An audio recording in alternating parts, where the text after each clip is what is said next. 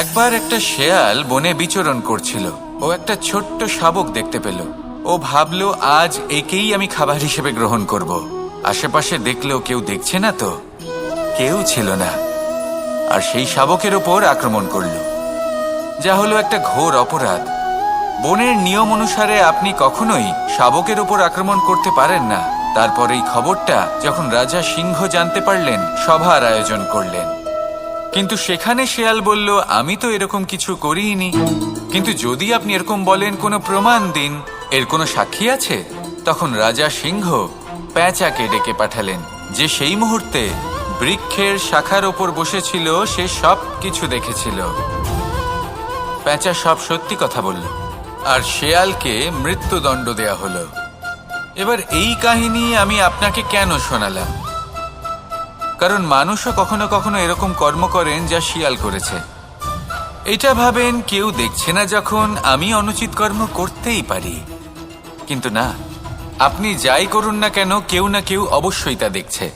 কোনো ব্যক্তি না হলেও কোনো প্রাণী, না হলে কোনো যক্ষ বা দেব বা প্রেত। যদি এনারা কেউ না দেখেন, তাহলে ধরিত্রী মাতা দেখেন, যেখানে দাঁড়িয়ে আপনি সেই কর্ম করছেন, তাই না? তাই একটা কথা সবসময় মনে রাখবেন, কে দেখছেন কে দেখছেন না সেই বিষয়ে ভাবা ছেড়ে দিন। এটা খুব সহজ কথা। আপনি যদি উচিত কর্ম করেন, উচিত ফল পাবেন। যদি অনুচিত কর্ম করেন, তাহলে আপনি অনুচিত ফল অবশ্যই পাবেন।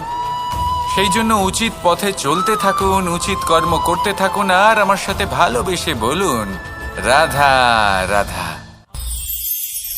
আমাদের হাতটা দেখুন। এই হাতে 5টা আঙুল আছে, যা ভিন্ন ভিন্ন ধরনের। একরকম কেন নয়? কারণ হলো প্রত্যেকের নিজের নিজের গুরুত্ব আছে, নিজের নিজের মাহাত্ম্য আছে।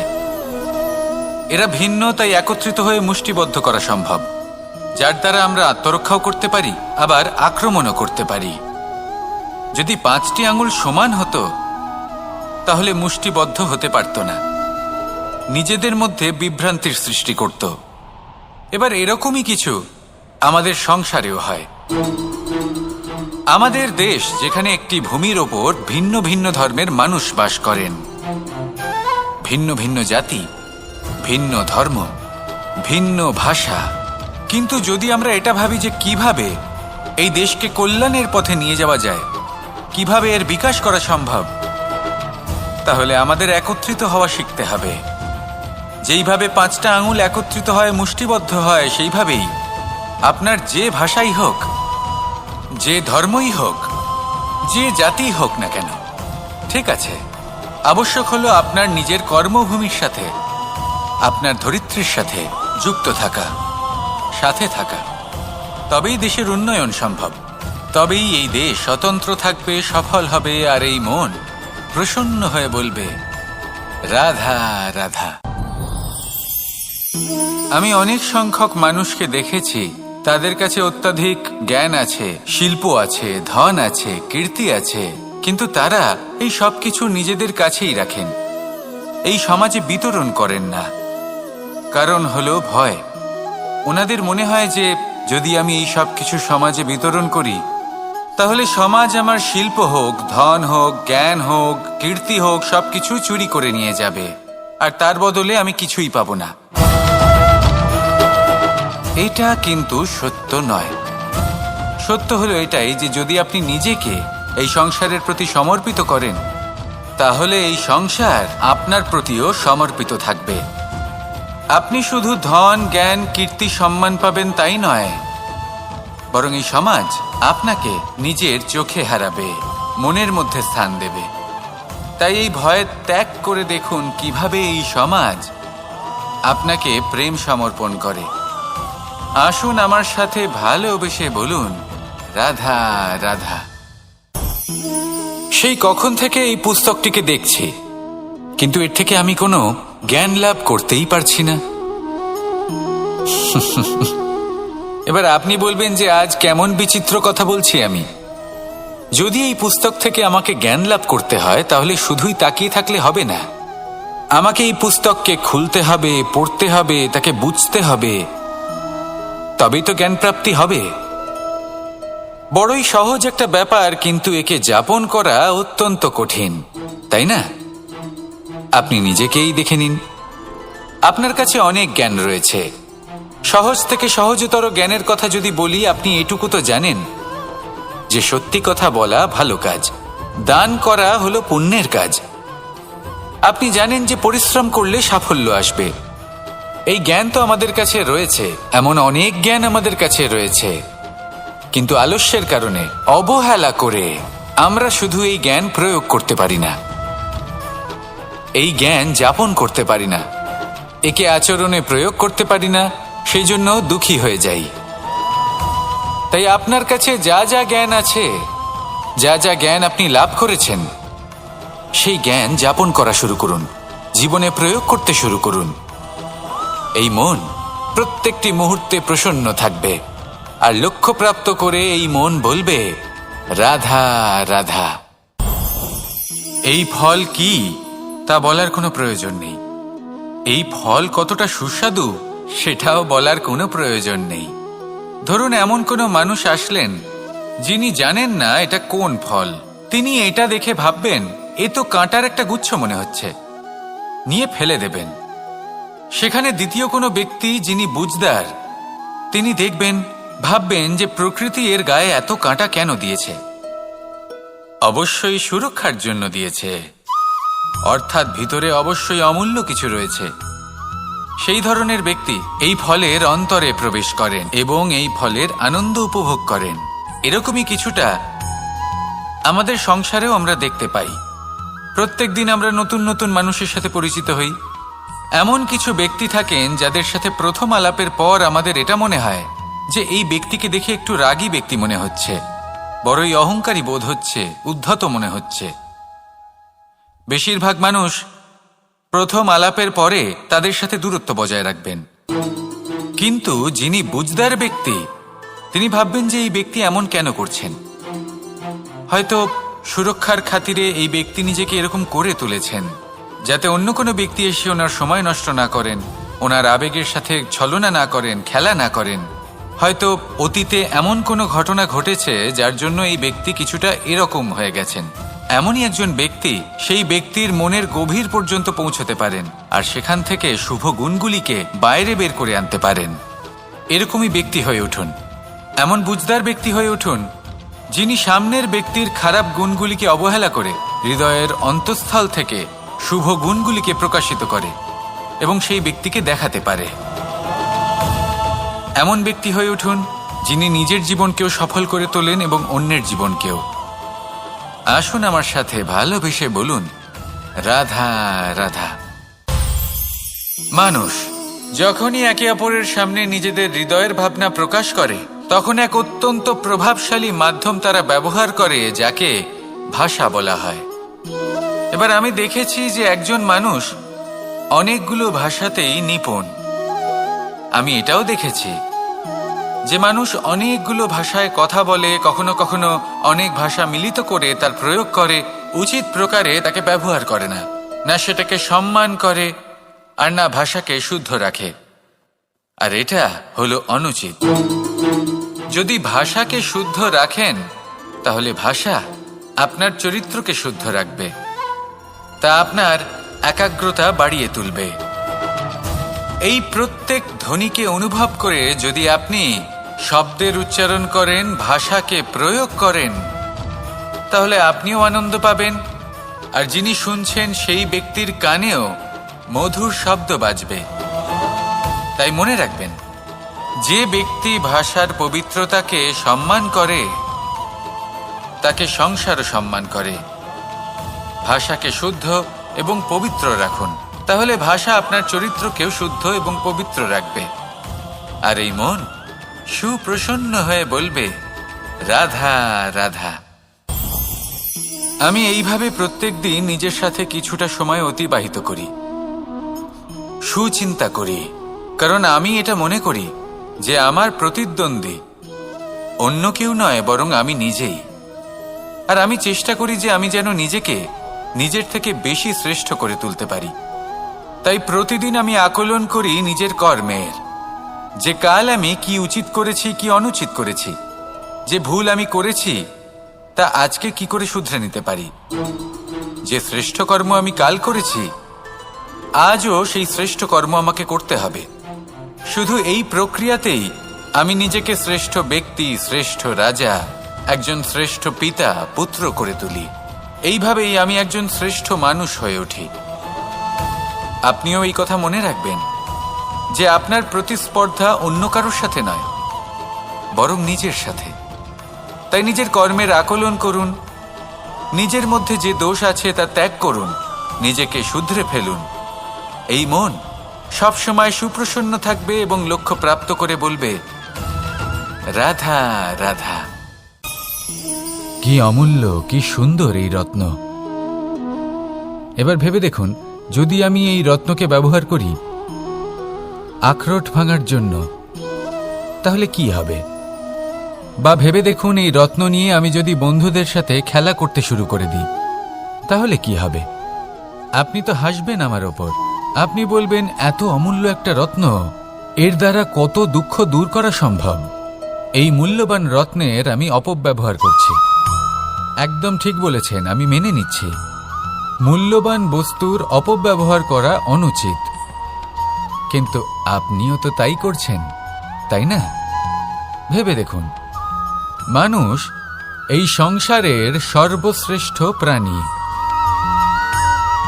আর মানুষের এই শরীর সব থেকে মূল্যবান রত্ন। এবার এর সাথে আপনি কি করছেন?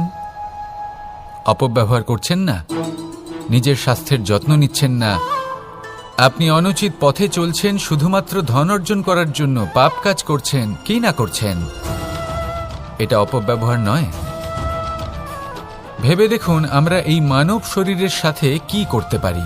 যদি এর আমরা সদ্ব্যবহার করি, তাহলে অনন্ত পুণ্য অর্জন করতে পারি, যার দ্বারা শুধুই নিজেকে নয়, বরং আমাদের আশেপাশের সকলকে সন্তোষ প্রদান করতে পারি। তাই সংকল্প নিন, এটাই যে মানব শরীরের আমি সদ্ব্যবহার করব, পুণ্যের পথে চলব, সকলের মঙ্গলের জন্য, সকলের প্রসন্নতার জন্য। এই কর্ম করুন, এই পথে চলতে থাকুন। এই মন সন্তোষ বোধের সাথে বলবে, রাধা রাধা। সকলে আমাকে জিজ্ঞেস করেন যে, কৃষ্ণ, তুমি সবসময় হাসি মুখে কি করে থাকো? এত প্রসন্ন কি করে থাকো তুমি? এই সমগ্র সংসারে চতুর্দিকে সমস্যা রয়েছে, দুঃখ রয়েছে, তাও হাসি মুখে কি করে থাকো? সত্যি কথাই বটে, এই সংসারে চারিদিকেই দুঃখ রয়েছে, প্রত্যেকের জীবনে সমস্যা রয়েছে। কৃষ্ণের জীবনে একটু বেশি সমস্যা রয়েছে, তাও আমি হাসতে থাকি। কেন? কারণ হলো প্রেম। আমার সমস্ত মনোযোগ কেন্দ্রীভূত থাকে সেই প্রেমের প্রতি যা আমি পেয়ে থাকি। যেমন রাধার প্রেম, দ্বারকার প্রেম, দাদার প্রেম, স্ত্রীর প্রেম, পুত্রের প্রেম, মাতা পিতার প্রেম আদি ইত্যাদি। আমার মনোযোগ এই প্রেমের প্রতি কেন্দ্রীভূত থাকে। আর যখনই আমি এই প্রেমের কথা স্মরণ করি, মুখে দুশ্চিন্তা অথবা দুঃখের আবেগ দেখা অসম্ভব ব্যাপার। শুধু এটাই হলো রহস্য কৃষ্ণের হাসি মুখে থাকার, তার হাসির রহস্য। আপনিও জীবনে এটাই করুন। আপনি জীবনে যে ভালোবাসা পেয়েছেন তার প্রতি মনোনিবেশ করুন। ধন্যবাদ জানান সেই প্রেমকে, ধন্যবাদ জানান সেই সকল ছোট ছোট বস্তুকে যা আপনি জীবনে পেয়েছেন। আমি নিশ্চিত রূপে বলতে পারি যে আপনার সমস্ত জীবন বদলে যাবে। সংকল্প করুন যে আপনি এই জীবনে শুধু প্রেম বিতরণ করবেন। এই মন জীবনের প্রত্যেক মুহূর্তে প্রসন্ন থাকবে আর আনন্দ সহকারে বলবে, রাধা রাধা। এই সংসারে আমি একজন কুশল সারথি হিসেবে প্রসিদ্ধ। কিন্তু এমনটা ঠিক কেন? কারণ আমি প্রত্যেকটা মুহূর্তে রথের নিয়ন্ত্রণ নিজের হাতে পূর্ণরূপে রাখি। যেই না রথ পথভ্রষ্ট হয়ে পড়ে, সেই মুহূর্তে তাকে সঠিক পথে নিয়ে আসি। শুধু সেই জন্য সবাই আমাকে কুশল সারথি বলেন। এবার আপনাকেও আপনার জীবনে কুশল সারথি হয়ে উঠতে হবে। অর্থাৎ আপনাকে রথ চালাতে হবে না, শুধু আবেগের উপর নিয়ন্ত্রণ রাখতে হবে। কখনো কখনো জীবনে এমন কাজ আসে যেখানে মন রসবোধ খুঁজে পায় না। তখন মন বারংবার সেই পথ থেকে সরে যায়, সেই পথ থেকে বিচলিত হয়ে মন অন্যদিকে চলে যায়। তখন আপনাকে আপনার মনের ওপর পূর্ণ নিয়ন্ত্রণ রাখতে হবে। তার রাশ নিজের হাতে পূর্ণরূপে ধরে রাখতে হবে। যেই না মন পথভ্রষ্ট হবে তাকে পথে নিয়ে আসতে হবে, আবার পথ হারাবে, আবার পথে নিয়ে আসতে হবে। তাই মনে রাখবেন, যদি আপনি নিজের মনকে নিয়ন্ত্রণ করতে পারেন, নিজের জীবনকেও নিয়ন্ত্রণ করতে পারবেন।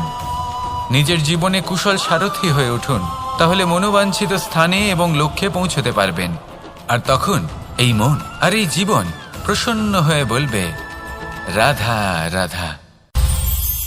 কেউ বলে জীবন খুব ক্ষণস্থায়ী, কেউ বলে জীবন হলো একটা সুন্দর স্বপ্নের মতো, আবার কেউ বলবে জীবন হলো এক কঠোর সত্য। কিন্তু জীবন আসলে কি? জীবন হলো আপনারই প্রতিবিম্ব, একটা দর্পণ। অর্থাৎ আপনি জীবনকে সেইভাবেই পাবেন যেরকম আপনি নিজেকে প্রতিপন্ন করবেন। যদি আপনি দর্পণের দিকে তাকিয়ে হাসেন, তাহলে আপনি সামনে হাসি মুখী দেখতে পাবেন।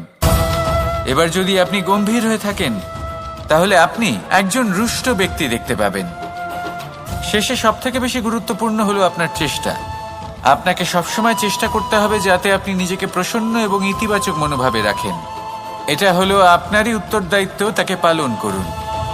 এই মনকে প্রসন্ন রাখুন, এই সংসারকে সুন্দর বলে মনে হবে। আর এই মন প্রসন্ন হয়ে বলবে, রাধা রাধা। এই সংসারে যখনই পাপের ঘোড়া পূর্ণ হয়, তখন ঈশ্বর অবতীর্ণ হন। দেখুন, যে ব্যক্তি পাপের সাথে লড়াই করে, সবাই তাকে ঈশ্বর মনে করেন। এখানে বিষয় হলো সাহসের, বিষয় হলো লড়াইয়ের। এই সময় সর্বশ্রেষ্ঠ শিক্ষক, আর সময় তার সাথেই খেলা খেলে যে সর্বশ্রেষ্ঠ খেলোয়াড় হয়। সময় তাদেরই পরীক্ষা নেয়। এবার হয় আপনি আগে থেকেই সর্বশ্রেষ্ঠ হন, নয় এই খেলা খেলতে খেলতে সর্বশ্রেষ্ঠ হয়ে ওঠেন। যখনই এই সময় আপনার পরীক্ষা নেবে, তখন কখনোই নিরাশ হয়ে পড়বেন না। নির্ভীক হয়ে সাহসের সাথে সামনের দিকে তাকান এবং এগিয়ে চলুন। পরিস্থিতিগুলির এবং পরীক্ষার সম্মুখীন হন। এই পরীক্ষা ভবিষ্যতে আপনাকে এমন একটা ফল দেবে যে আপনি কৃতজ্ঞ বোধ করবেন যে আজ আপনি এই পরীক্ষার সম্মুখীন হওয়ার সুযোগ পেয়েছেন। আসুন আর আমার সাথে ভালোবেসে বলুন, রাধা রাধা।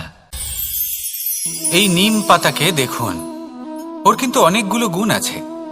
অনেক অসুখের নিরাময়ের জন্য এই নিম ঔষধ হিসেবে ব্যবহৃত হয়। এটা এই পরিবেশের জন্যও ভালো, আমাদের শরীরের জন্যও ভালো। কিন্তু যখন এটা চেখে দেখবেন, তখন বুঝতে পারবেন এই নিম পাতা খুব তেঁতো। এবার এই যে নিম পাতার স্বাদ তেঁতো, সেটা কি খারাপ ব্যাপার? তেঁতো স্বাদ হওয়া কি খারাপ ব্যাপার? দেখুন, নিম পাতার স্বাদ তেঁতো, তাতে ওর কোনো দোষ নেই। ঠিক সেভাবেই আমের স্বাদ মিষ্টি, তাতে আমের কোনো মাহাত্ম্য নেই। কে নির্ধারণ করে যে কোনটা মিষ্টি আর কোনটা তেঁতো? জিহ্বা। আমাদের জিহ্বা আমাদের বুঝিয়ে দেয় যে কোনটা মিষ্টি আর কোনটা তেঁতো, আর আমাদের এই জিহ্বার মিষ্টি পছন্দ। ঠিক সেভাবেই যদি আপনি নিমের মতো হন, আপনার মধ্যে অনেক ভালো গুণ আছে। আপনি জানেন আপনি সৎকর্ম করতে চান আর করতেই থাকছেন, কিন্তু এমন কোনো ব্যক্তি আছেন যে আপনাকে ঠিক বুঝে উঠতে পারছেন না। কোনো ব্যক্তি হয়তো আপনাকে ততটা সম্মান করছে না, তাহলে এতে আপনার কোনো দোষ নেই। আপনি নিজের কর্ম করতে থাকুন। যদি সমস্যা বা দোষ কিছুতে থাকে, তাহলে সেই ব্যক্তির পরখ করার ক্ষমতায় আছে। আপনি শুধু নিজেকে বিকাশের পথে নিয়ে যান, সৎকর্ম করুন, আর আমার সাথে ভালোবেসে বলুন, রাধা রাধা। সংসারে সকলের মনে বাসনা থাকে তারা যেন ধন অর্জন করতে পারেন। সবাই তার জন্য চেষ্টাও করেন। একটি অত্যন্ত ছোট শিশুও যখন সে কোনো উপহার পায়, তার থেকে সে অবশিষ্ট ধন সঞ্চয় করতে চেষ্টা করে। কারণ আমরা ভাবি যে সংগ্রহ করলে আমরা ধনী হয়ে উঠতে পারবো, ধনবান হয়ে উঠতে পারবো। এবার এটাই কিন্তু গুণের ক্ষেত্রেও প্রযোজ্য। যদি আপনারা জীবনে গুণবান হতে চান, তবে সংগ্রহ করার কোনো প্রশ্নই নেই। আপনাকে শুধু সম্পত্তি খরচ করতে হবে। আমি ধনের কথা বলছি না, আমি এই সংসারের সবথেকে মূল্যবান সম্পত্তির কথা বলছি। সেটা হলো সময়। গুণবান হওয়ার জন্য আপনাকে শুধু সময় খরচ করতে হবে, অর্থাৎ প্রত্যেক মুহূর্তের সদ্ব্যবহার করতে হবে, আর তাও উচিত প্রকারে। যদি এই কাজ আপনি করতে পারেন, তাহলে আপনা থেকেই গুণবান হয়ে উঠবেন। আর একবার যদি গুণবান হয়ে উঠতে পারেন তাহলে ধনবানও হতে বেশি সময় লাগবে না। সেই জন্য জীবনে গুণ অর্জন করুন, সময়ের সদ্ব্যবহার করুন, আর আমার সাথে ভালোবেসে বলুন রাধা রাধা। সবাই বলেন যদি সংসারে কিছু জয় করতে চাও তাহলে নিজেকেই পথপ্রদর্শক হতে হবে। এই সংসারকে যদি প্রকাশমান করতে চাও তাহলে প্রদীপের মতো তোমাকেও জ্বলতে হবে। এই কথা অত্যন্ত শ্রেষ্ঠ, কিন্তু প্রদীপের মতো জ্বলার পূর্বে কিছু সাবধানতা অবলম্বন করা প্রয়োজনীয়। কিভাবে? ভেবে দেখুন, চারিদিকে অন্ধকার, আমার প্রকাশের প্রয়োজন। সেই ক্ষেত্রে যদি আমি একটি দীপক প্রজ্বলিত করি তাহলে চারদিক প্রকাশমান হবে, আমার ভালো লাগবে। কিন্তু ধরুন মাথার উপর কড়া রোদ আর তার মাঝে আমি একটি প্রদীপ জ্বালাতে শুরু করলাম, তখন কি হবে? আমি নিজেই বুঝতে পারবো যে আমি মূর্খামি করছি। মাটির প্রদীপ, তেল, প্রচেষ্টা, সময়, এই সব কিছু নষ্ট করছি। সেই জন্য মনে রাখবেন, জীবনে পরিশ্রম করা প্রয়োজনীয়, কিন্তু পরিশ্রম কোথায় করতে হবে, কতটা করতে হবে, সেটা মাথায় রাখা আরো প্রয়োজনীয়। আসুন আমার সাথে ভালোবেসে বলুন রাধা রাধা। ক্ষমা একটা অত্যন্ত সুন্দর শব্দ, আমার খুব প্রিয় শব্দ, কিন্তু এই ক্ষমা কখন আর কিভাবে প্রয়োগ করতে হবে সেটা বোঝা প্রয়োজনীয়। এক, যদি আপনি কোনো অন্যায় করেন আর ক্ষমা না চান, ক্ষমা প্রার্থনা না করেন, ক্ষমা চাওয়া থেকে এড়িয়ে যান, তাহলে তাতে আপনারই ক্ষতি হবে। কিভাবে? ক্ষমা না চাইলে মনের মধ্যে অহংকার জাগ্রত হয়, আর অহংকার তো প্রকৃত অর্থে আমাদের ক্ষতিই করে। দুই, কেউ যদি অপরাধ করেন, আপনার থেকে ক্ষমা না চান, তাহলে তাকে ক্ষমা করবেন না। ক্ষমা হলো অত্যন্ত অমূল্য, আর না চাইতেই কাউকে ক্ষমা দান করা এটা উচিত নয়।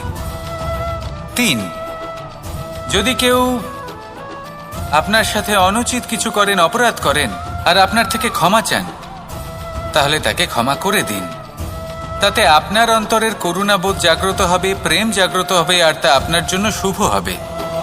চার, যদি আপনি নিজে কোনো অপরাধ করেন তাহলে অবশ্যই ক্ষমা চাইবেন, তাতে আপনারই লাভ হবে। কিভাবে? সামনের ব্যক্তি আপনাকে ক্ষমা করুক বা না করুক, আপনার অন্তরের অহংকার ক্ষীণ হবে, আর এই মন আরো নির্মল হয়ে উঠবে। এই ক্ষমা অত্যন্ত অমূল্য, ভেবেচিন্তে একে ব্যবহার করুন, আর আমার সাথে ভালোবেসে বলুন রাধা রাধা। আমি এখানে একা এই বনে বসে আছি, বাঁশি বাজাচ্ছি। কার জন্য? কে আছেন এখানে? কেউ নেই। আমার প্রজা, আমার রাজ্য, আমার পরিবার আমার থেকে অনেক দূরে আছেন। আমি এখানে একা এই বনে বসে এই আকাশের এই রঙের, গাছের এই সব ফলের, মাটির সুবাসের আনন্দ উপভোগ করছি। কেন? আমি হলাম দ্বারকাধীশ। এমন কি রাজকীয় বা ভৌতিক সুখ রয়েছে যে আমি ওখানে পেতে পারি না? সবকিছুই পেতে পারি, তাও এখানে বনে একা বসে আছি। কোন সুখ খুঁজে চলেছি? একা থাকার সুখ। আমরা প্রত্যেক দিন অনেক মানুষের সাথে, চিন্তাধারার সাথে, কর্মের সাথে, পরিস্থিতির সাথে, সুখ দুঃখের দ্বারা বেষ্টিত থাকি। জীবনের এই চক্রে আমরা জড়িয়ে পড়তে থাকি। যতই আমরা এই সমস্যার সমাধান করি, আমরা ততই এতে জড়িয়ে পড়ি। আমরা এতটাই জড়িয়ে পড়ি যে যখন আমরা আয়নায় নিজেদের দেখি তখন আমরা নিজেদের চিনতেই পারি না। এমন মনে হয় যেন আমরা নিজেদের হারিয়ে ফেলেছি। সেই জন্য প্রত্যেক দিন আপনি কিছু সময় নিজের সাথে কাটান একান্তে। এটা অত্যন্ত আবশ্যক। নিজের অস্তিত্বের গভীরে গিয়ে দেখতে শিখুন, নিজেকে বুঝুন। অদ্ভুত শান্তির অনুভূতি হবে। যেমন এই বায়ু, এই বৃক্ষ, এই পুষ্প, এই নিসর্গ, এদের মতো আপনিও কখনো একলা হতে শিখুন। কখনো নিসর্গের একটা অংশ হয়ে দেখুন। এই মন প্রসন্ন হয়ে বলবে রাধা রাধা। বাহ, পুষ্পের সুবাস আমার খুব ভালো লাগে। অত্যন্ত সুন্দর হয় এই পুষ্প।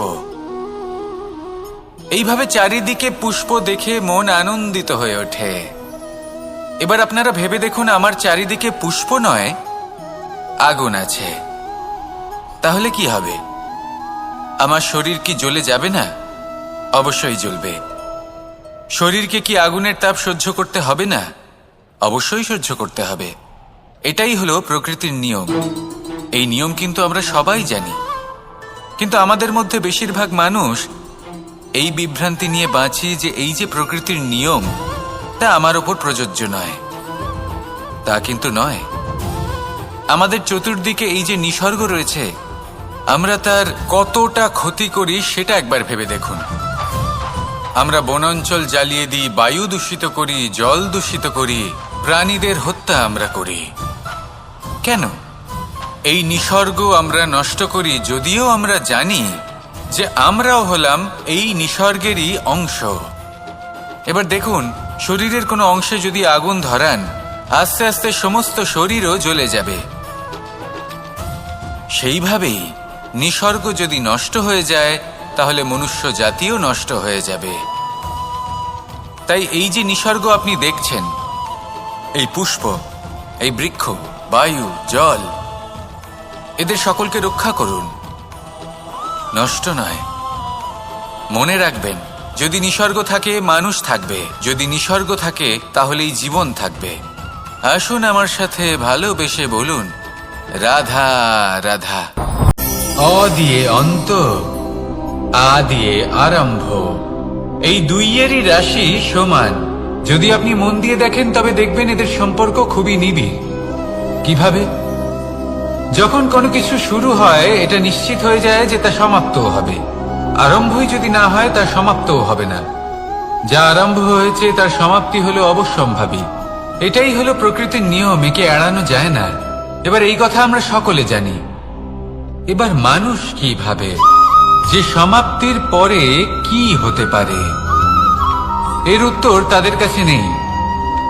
তাদের উচিত অন্য কোনো বিষয় ভাবা যা বেশি গুরুত্বপূর্ণ। এবার মানুষ এটা জানে না যে মৃত্যুর পরে কি হতে পারে, কিন্তু এই কথা অবশ্যই জানে যে জন্ম থেকে মৃত্যু পর্যন্ত এই সময়, যাকে আমরা জীবন বলে থাকি, এই সময় আমরা কর্ম করতে পারি। এই কথা তো আমরা জানি। তাহলে এমন কি কর্ম করা যেতে পারে যা আমাদের সমাপ্তির পরও আমাদের প্রাসঙ্গিক করে রাখতে পারে, এই বিষয়ে ভাবা উচিত। যে জন্মগ্রহণ করেছে তার মৃত্যু হবেই, এটা সাধারণ বিষয়। কিন্তু ইতিহাস আজও সেই সকল মানুষজনকে স্মরণ করেন যাদের এই সংসার তাদের মৃত্যু নয়, বরং তাদের জীবনকালে যে কর্ম তারা করেছেন তার দ্বারা মনে রাখেন। সেই কর্মের কারণে এই সংসারে তাদের নাম, তাদের কর্ম, তাদের ব্যক্তিত্ব, তাদের কীর্তি অমর হয়ে থাকে এবং থাকবে। আপনার কাছে এতটা সময় নেই যতটা আপনার মনে হচ্ছে আপনার কাছে আছে। সেই জন্য যত শীঘ্র সম্ভব শ্রেষ্ঠ কর্ম করুন, যতটা পারবেন ততটা অধিক সুকর্ম করুন। এই সংসারে নিজেকে অমর করে তুলুন আপনার মৃত্যুর পরেও। আর আমার সাথে ভালোবেসে বলুন, রাধা রাধা। উমা, এ কি? আমি কখন থেকে এখানে অপেক্ষা করছি, হাত পেতে দাঁড়িয়ে রয়েছি যাতে একটা ফল আমার হাতে এসে পড়ে এবং সেটা আমি খেতে পারি। কখন থেকে অপেক্ষা করছি, কিন্তু সেটা হচ্ছেই না। এবার আপনি বলবেন যে এসব কি বলছি, এ কি অদ্ভুত কথা বলছি। যদি ফল খেতে হয় তাহলে আমাকে বৃক্ষে চড়তে হবে, ফলের কাছে পৌঁছতে হবে, তবেই তো ফল পাবো। এবার এটা অত্যন্ত সহজ ব্যাপার, কিন্তু এই বিষয়টা আপনি নিজের জীবনের প্রসঙ্গে ভেবে দেখুন।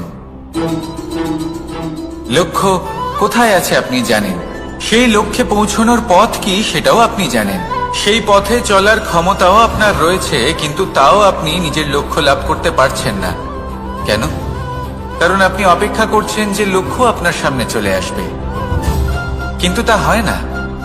লক্ষ্য সে যাই হোক না কেন, ধন হোক, প্রেম হোক, কোনো সম্মান হোক বা মোক্ষ হোক, যদি আপনি তার দিকে অগ্রসর না হন তাহলে ফল প্রাপ্তি অসম্ভব ব্যাপার, তা কোনোদিনই হবে না।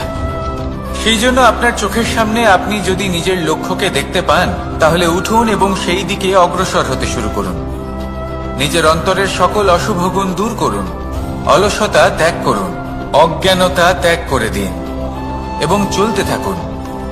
অবশ্যই মনোবাঞ্ছিত ফল লাভ করতে পারবেন। মনে রাখবেন, চলতে থাকলে তবেই লক্ষ্য প্রাপ্তি হবে। অপেক্ষার দ্বারা শুধুমাত্র মৃত্যু লাভ হবে। আসুন আমার সাথে ভালোবেসে বলুন, রাধা রাধা। পাখি কখন জন্ম নেয়, কখন উড়তে শেখে, কখন বাসা বানাতে শেখে, কখন নিজের মৃত্যু লাভ করে, এসব আমাদের মধ্যে কেউ জানি না। কিন্তু পাখি একটা কথা খুব ভালো করে জানে, যে এই সংসারেও যা কিছুই করুক না কেন, এই সংসারের ওকে নিয়ে কিচ্ছু যায় আসে না। এবার আমরা কি করি?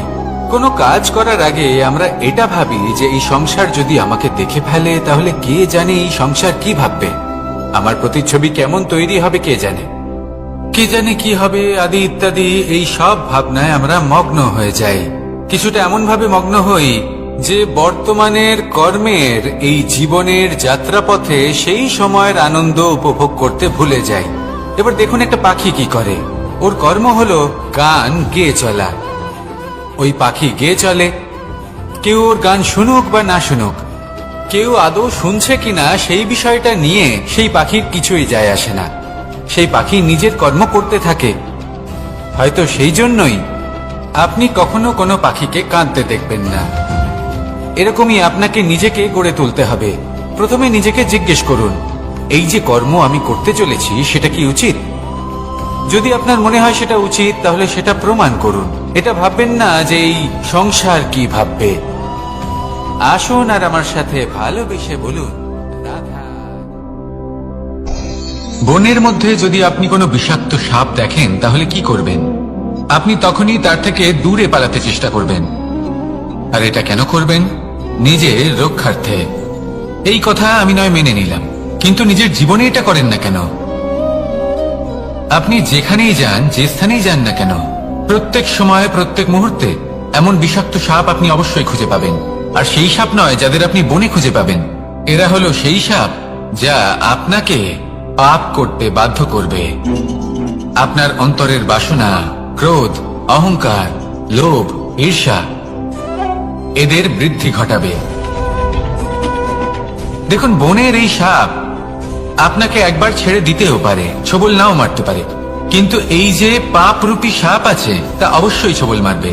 কর্ম যদি করেন তাহলে অবশ্যই ফল পাবেন। সেই জন্য যখনই কোথাও যাবেন, যদি এমন কাউকে দেখেন, যদি এমন কিছু দেখেন যে আপনাকে পাপ করতে বাধ্য করছে, তাহলে সেই মুহূর্তে সেখান থেকে পালিয়ে যান। যেমন বনের সাপ দেখে আপনি পালাতে থাকেন। সৎকর্মের রক্ষা অত্যন্ত আবশ্যক। আসুন আর আমার সাথে ভালোবেসে বলুন, রাধা রাধা। যদি কোনো সিংহ বানরের মতো গাছে চড়তে চেষ্টা করে তাহলে কি হবে? একটা মাছ যদি মাটিতে হাঁটতে চেষ্টা করে তাহলে কি হবে? তারা বিফলই হবে। কিন্তু এরকম কেন হয়? তার কারণ হলো প্রকৃতির রচনা কিছুটা এরকম। এখানে প্রত্যেকটি ব্যক্তিকে, প্রত্যেকটি প্রাণীকে আলাদা আলাদা গুণের অধিকারী করা হয়েছে এবং সকলকে একটা সীমাও প্রদান করা হয়েছে। এবার এই যে বৃক্ষ, পশু, পাখি, এদের মধ্যে সেই ক্ষমতাই নেই যে এরা নিজেদের যাচাই করতে পারবে, নিজেদের সীমাগুলো বুঝতে পারবে, নিজেদের সদ্গুণগুলো চিনতে পারবে। এরা সেটা করতে পারবে না। কিন্তু মানুষ তো আলাদা। মানুষের কাছে সেই বিশেষ শক্তি আছে যে তারা পূর্ণরূপে নিজেদের যাচাই করতে পারবে, নিজেকে পূর্ণরূপে বুঝতে পারবে, নিজের দোষ, নিজের অপগুণ, নিজের সদ্গুণ, নিজেদের সীমাগুলো তারা বুঝতে পারবে। আর এটা অত্যন্ত গুরুত্বপূর্ণ। কথায় আছে যে যদি সাফল্য লাভ করতে হয় তাহলে নিজেকে যাচাই করে নিতে হবে। তাই নিজেকে যাচাই করুন, নিজের সাথে পরিচিত হয়ে যান এবং জীবনে কর্ম করতে থাকুন। সাফল্যের শিখরে অবশ্যই পৌঁছে যাবেন। আর ওখানে যদি যান তাহলে এই মন প্রসন্ন হয়ে অবশ্যই বলবে, রাধা রাধা। অন্ধকারাচ্ছন্ন রাত্রি যদি এসে থাকে তাহলে আলোকিত প্রকাশ নিয়ে সূর্যও অবশ্যই আসে। রোগ যদি এসে থাকে তাহলে তার ওষুধও অবশ্যই আসে। সমস্যা যদি আসে তাহলে সেই সমস্যার সমাধানও নিজে থেকেই আমাদের কাছে চলেই আসে। এই সংসার, এই জীবনের শুধুমাত্র একটাই নিয়ম আছে, আর তা হলো এটাই, এই সংসার হলো একটা চক্রের মতো। এতে শাশ্বত বলে কিছু নেই, নিত্য বলে কিছু নেই। আর যা কিছুই রয়েছে সব বদলাতে চলেছে। যদি আপনার জীবনে দুঃখ থাকে, সমস্যা থাকে, যদি আপনি বিপদ দ্বারা আচ্ছন্ন, তাহলে মনে রাখবেন সবকিছু বদলে যেতে চলেছে। দুঃখের সময় কাঁদবেন না, মনকে আরো দুঃখী করে তুলবেন না, কারণ এখানে যা কিছুই এসেছে তা যাওয়ার জন্যই এসেছে। তাহলে এত চিন্তা কিসের? আনন্দ সহকারে জীবন যাপন করুন আর আমার সাথে ভালোবেসে বলুন রাধা রাধা। রাত্রিবেলায় যখন আলোকিত জোনাকিদের দেখেন তখন মন প্রসন্ন হয়ে ওঠে। এদের দেখতে খুবই সুন্দর লাগে। আর এমন ঠিক কেন হয়? প্রথম হলো এটাই যে রাতের বেলায় চতুর্দিক অন্ধকারাচ্ছন্ন থাকে। এমত অবস্থায় যদি আমরা কোথাও একটু প্রকাশ দেখি, তাহলে সেটাই আশার কিরণের ন্যায় মনে হয়। সেই প্রকাশই আমাদের মন প্রসন্ন করে তোলে। আর সেই জন্য যে সকল মানুষ রাতের বেলায় কোনো জোনাকি দেখতে পান তারা প্রসন্ন হয়ে যান।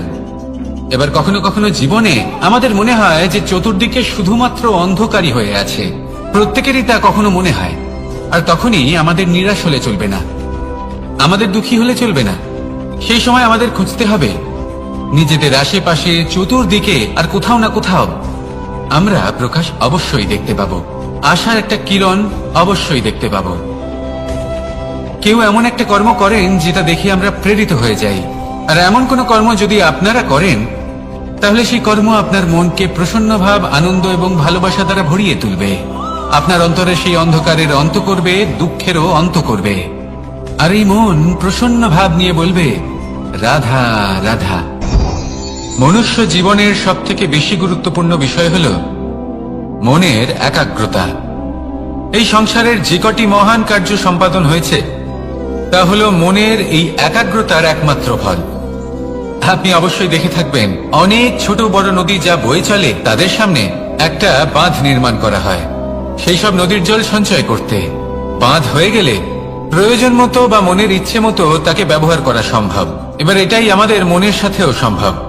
আমাদের মনের একাগ্রতা আজকের দিনে দাঁড়িয়ে বিভিন্ন ধরনের বিকার, ক্রীড়া এবং ভোগের মধ্যে ভাগ হয়ে গেছে।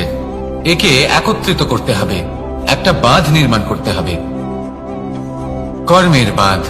আপনাকে শুধু এটাই করতে হবে, যেটা উচিত কর্ম সেটাই করুন, যেটা অনুচিত কর্ম সেটা করা থেকে নিজেকে বিরত রাখুন। ব্যাস, এই কাজটাই আপনি করতে থাকুন, করতে থাকুন। মনের মধ্যে একাগ্রতার বাঁধ নির্মাণ করুন। আর একবার যদি তা নির্মাণ হয়ে যায়, তাহলে যখন চাইবেন, যেখানে চাইবেন, যতটা চাইবেন একাগ্রতা প্রয়োগ করতে পারবেন। আর একবার যদি আপনি এটা শিখে যান, তাহলে এই সংসারকে বদলে ফেলার মতো কাজ আপনি করতে পারবেন, সমাজকে শুধরাবার মতো কাজ করতে পারবেন। তাহলে এই মনকে একাগ্র করুন আর আমার সাথে ভালোবেসে বলুন রাধা রাধা।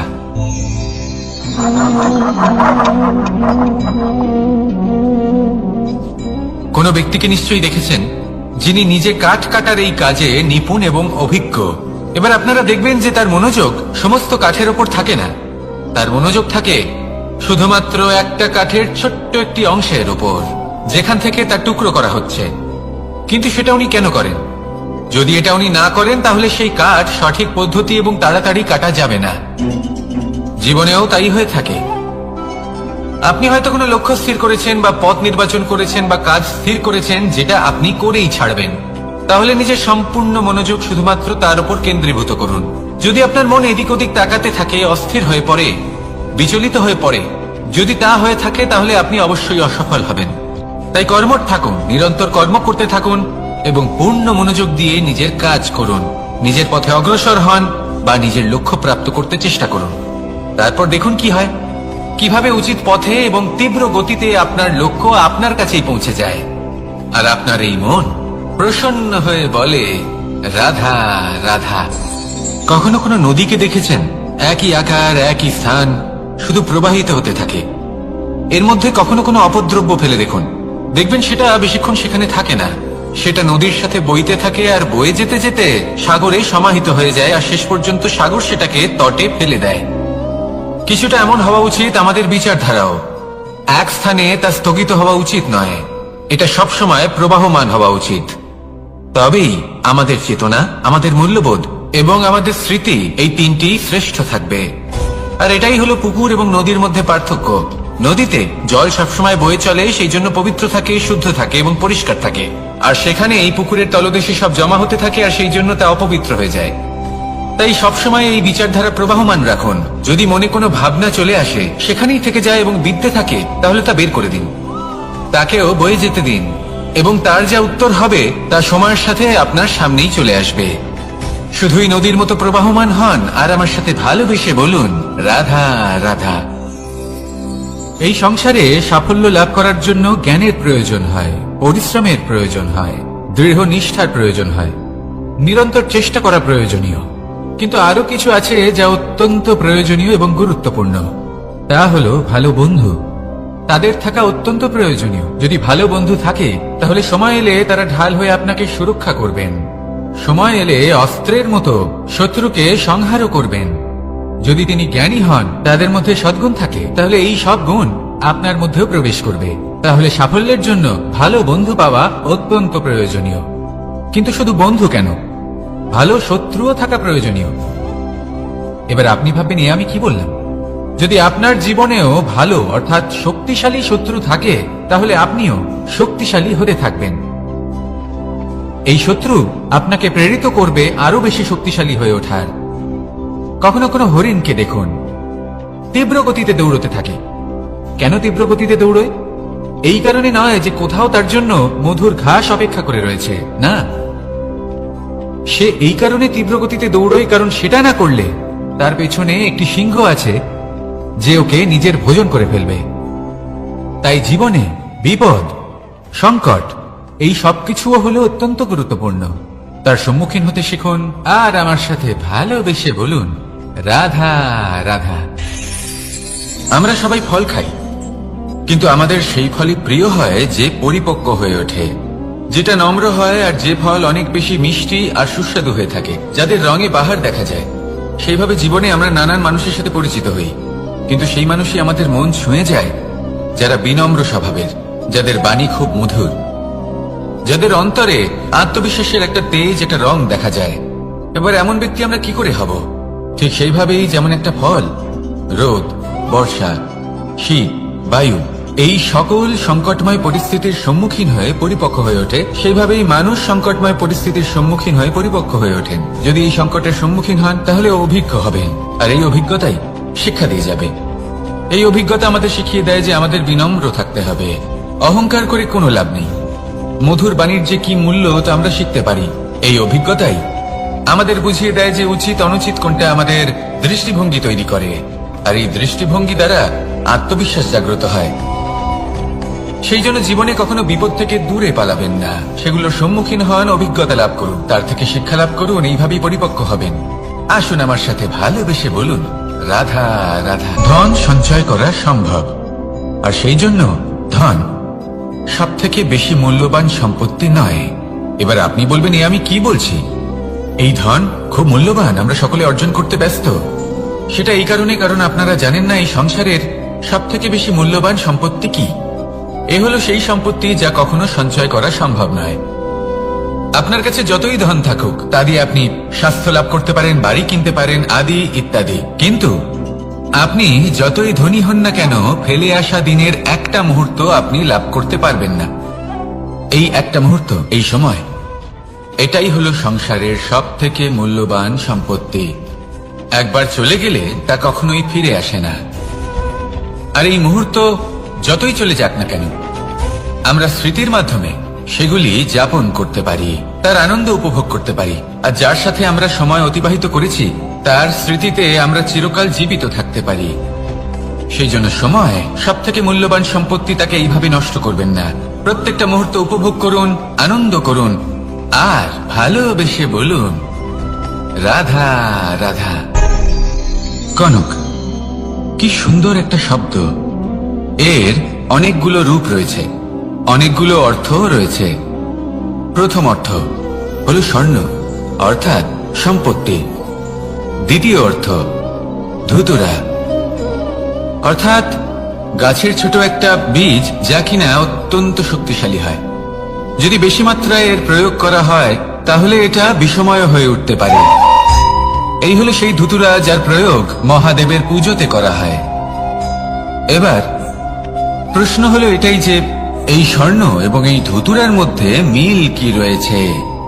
মিল হলো এটাই যে এই দুটোই মানুষকে মত্ত করে তোলে। ধুতুরা মানুষকে তখন মত্ত করে যখন তাকে সেবন করা হয়, কিন্তু স্বর্ণ, ধন, সম্পত্তি, মানুষ এটা যতটাই অর্জন করে নেয় সেটাই যথেষ্ট। এই স্বর্ণ মানুষের ভাবনা চিন্তা করার ক্ষমতাকে বশ করে ফেলে। মানুষ সম্পত্তির লোভে মত্ত হয়ে ওঠে, কারণ যে যত চমৎকারী, যতটা অমূল্য হয় তাকে সামলানো কিন্তু ততটাই কঠিন, তাই না? তাই মনে রাখবেন, ধন, স্বর্ণ, সম্পত্তি এগুলো ধুতুরার থেকেও অনেক বেশি বিষাক্ত হতে পারে। তাই এর উপর আত্মসংযমের একটা কবচ পরিয়ে রাখবেন এবং বিবেকের শক্তির সাথে এগুলো প্রয়োগ করুন, তবেই কল্যাণ হবে। আসুন আমার সাথে ভালোবেসে বলুন, রাধা রাধা। আমার কাছে যশোদা মা যেমন, আমার কাছে দেবকী মা যেমন, আমার কাছে ঠিক তেমনই হলেন গোমাতা। এবার ভেবে দেখার বিষয় হলো এটা যে এই সংসারে অসংখ্য প্রাণী আছে, একজন গাইকে একজন মায়ের মর্যাদা কেন দেওয়া হয়? তাহলে এর অনেকগুলো কারণ আছে। এই গাই অর্থাৎ গোমাতা, এনারা হলেন অত্যন্ত শান্ত, শান্তিপ্রিয়, কখনো কারোর কোনো ক্ষতি করতেই পারেন না। গোমাতা যে দুধ নিজের বাছুরকে পান করান সেই দুধই আমাদেরও দেন। সেই দুধ পান করে আমরা শক্তি লাভ করি।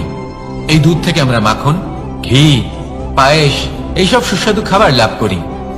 গোমাতার গোবর আমাদের জ্বালানি হিসেবে সাহায্য করে, যার ফলে খুব কম সংখ্যক কাঠ ব্যবহার করা যায় এবং বেশিরভাগ জঙ্গল সুরক্ষিত থাকে। গোমাতার গোমূত্র সেটাও আমাদের কাছে লাভজনক। এর দ্বারা আমরা অনেক রোগ থেকে মুক্তি লাভ করতে পারি।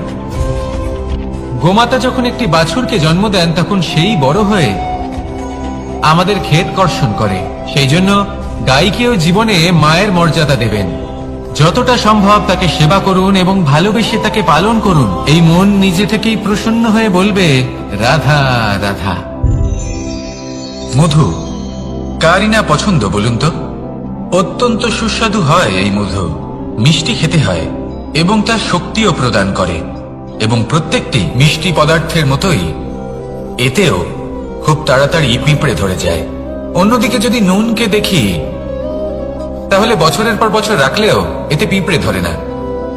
এবার যদি কথা বলি বন্ধুত্বের, তাহলে বন্ধুত্ব নুনের মতো হওয়া উচিত, মধুর মতো নয়। যারা সামনে এলে শুধুমাত্র মধুর মধুর কথা বলবে, পরে এতে পিঁপড়ে ধরে যাবে, এটা নুনের মতো হওয়া উচিত। প্রকৃত বন্ধু হলো সে যে সময় এলে পরে আপনার সামনে আপনার প্রকৃত সত্য তুলে ধরবে, তা সে যতই কঠিন হোক না কেন। আপনার দোষ, আপনার অপগুণ, আপনার খামতি আপনাকে বলতে পারবে, যাতে আপনি সেগুলো শুনে মেনে নিয়ে তারপর নিজেকে শুধরোতে পারেন। এটাই হলো প্রকৃত বন্ধুত্ব। কখনো নিজের জীবনের আশেপাশে মন দিয়ে দেখবেন, অনেক সময় এমন মানুষ থাকেন, অনেক বন্ধু থাকেন যাদের দেখে আমাদের মনে হয় যে এনারা খুব কঠোর, এনাদের কথা খুব কটু। কিন্তু বেশিরভাগ এমন মানুষের মনটা যদি বুঝতে পারেন, তাহলে দেখবেন তাতে কোনো মালিন্য নেই। এনাদের মন অত্যন্ত পবিত্র হয়। যদি আপনার জীবনেও এমন কোনো ব্যক্তি থেকে থাকে, এমন বন্ধু থাকে, তাহলে তাদের আগলে রাখুন আর আমার সাথে ভালোবেসে বলুন, রাধা রাধা। যতক্ষণ আমরা এই সংসারে জীবিত, ততক্ষণ আমাদের সাথে সবকিছু থাকে। আমাদের ধন, সুখ স্বাচ্ছন্দ্য, আমাদের মিত্রগণ, আমাদের পরিবার, এই সমাজ, এই সবকিছু আমাদের সাথে থাকে। যেদিন আমরা এই সংসারকে ত্যাগ করব, এদের মধ্যে কেউ আমাদের সাথে যাবে না। না ধন, না স্বাচ্ছন্দ্য, না সম্পত্তি। এই সকল মানুষ, এই সমাজ, এরা শুধুমাত্রই শ্মশান পর্যন্ত আমাদের সাথে থাকতে পারবেন। তারপরে যদি আমাদের সাথে কিছু যেতে পারে, তাহলে তা শুধুই আমাদের ধর্ম। আর এই সংসারে আমরা নিজেদের যে সুনাম রেখে যাই, সেটা সম্ভব শুধুমাত্র কর্মের দ্বারা। সেই জন্য সংসারে যতদিন পর্যন্ত জীবিত আছেন, যদি কিছু অর্জন করতে চান, তাহলে ধর্ম অর্জন করুন, ধর্মের বিষয়ে স্পষ্টতা অর্জন করুন এবং কর্ম অর্জন করুন। এটাই হবে আপনার অতীত এবং এটাই হবে আপনার ভবিষ্যৎ, এবং এটাই সকলকে প্রেরণা প্রদান করবে। আসুন আমার সাথে ভালোবেসে বলুন, রাধা রাধা।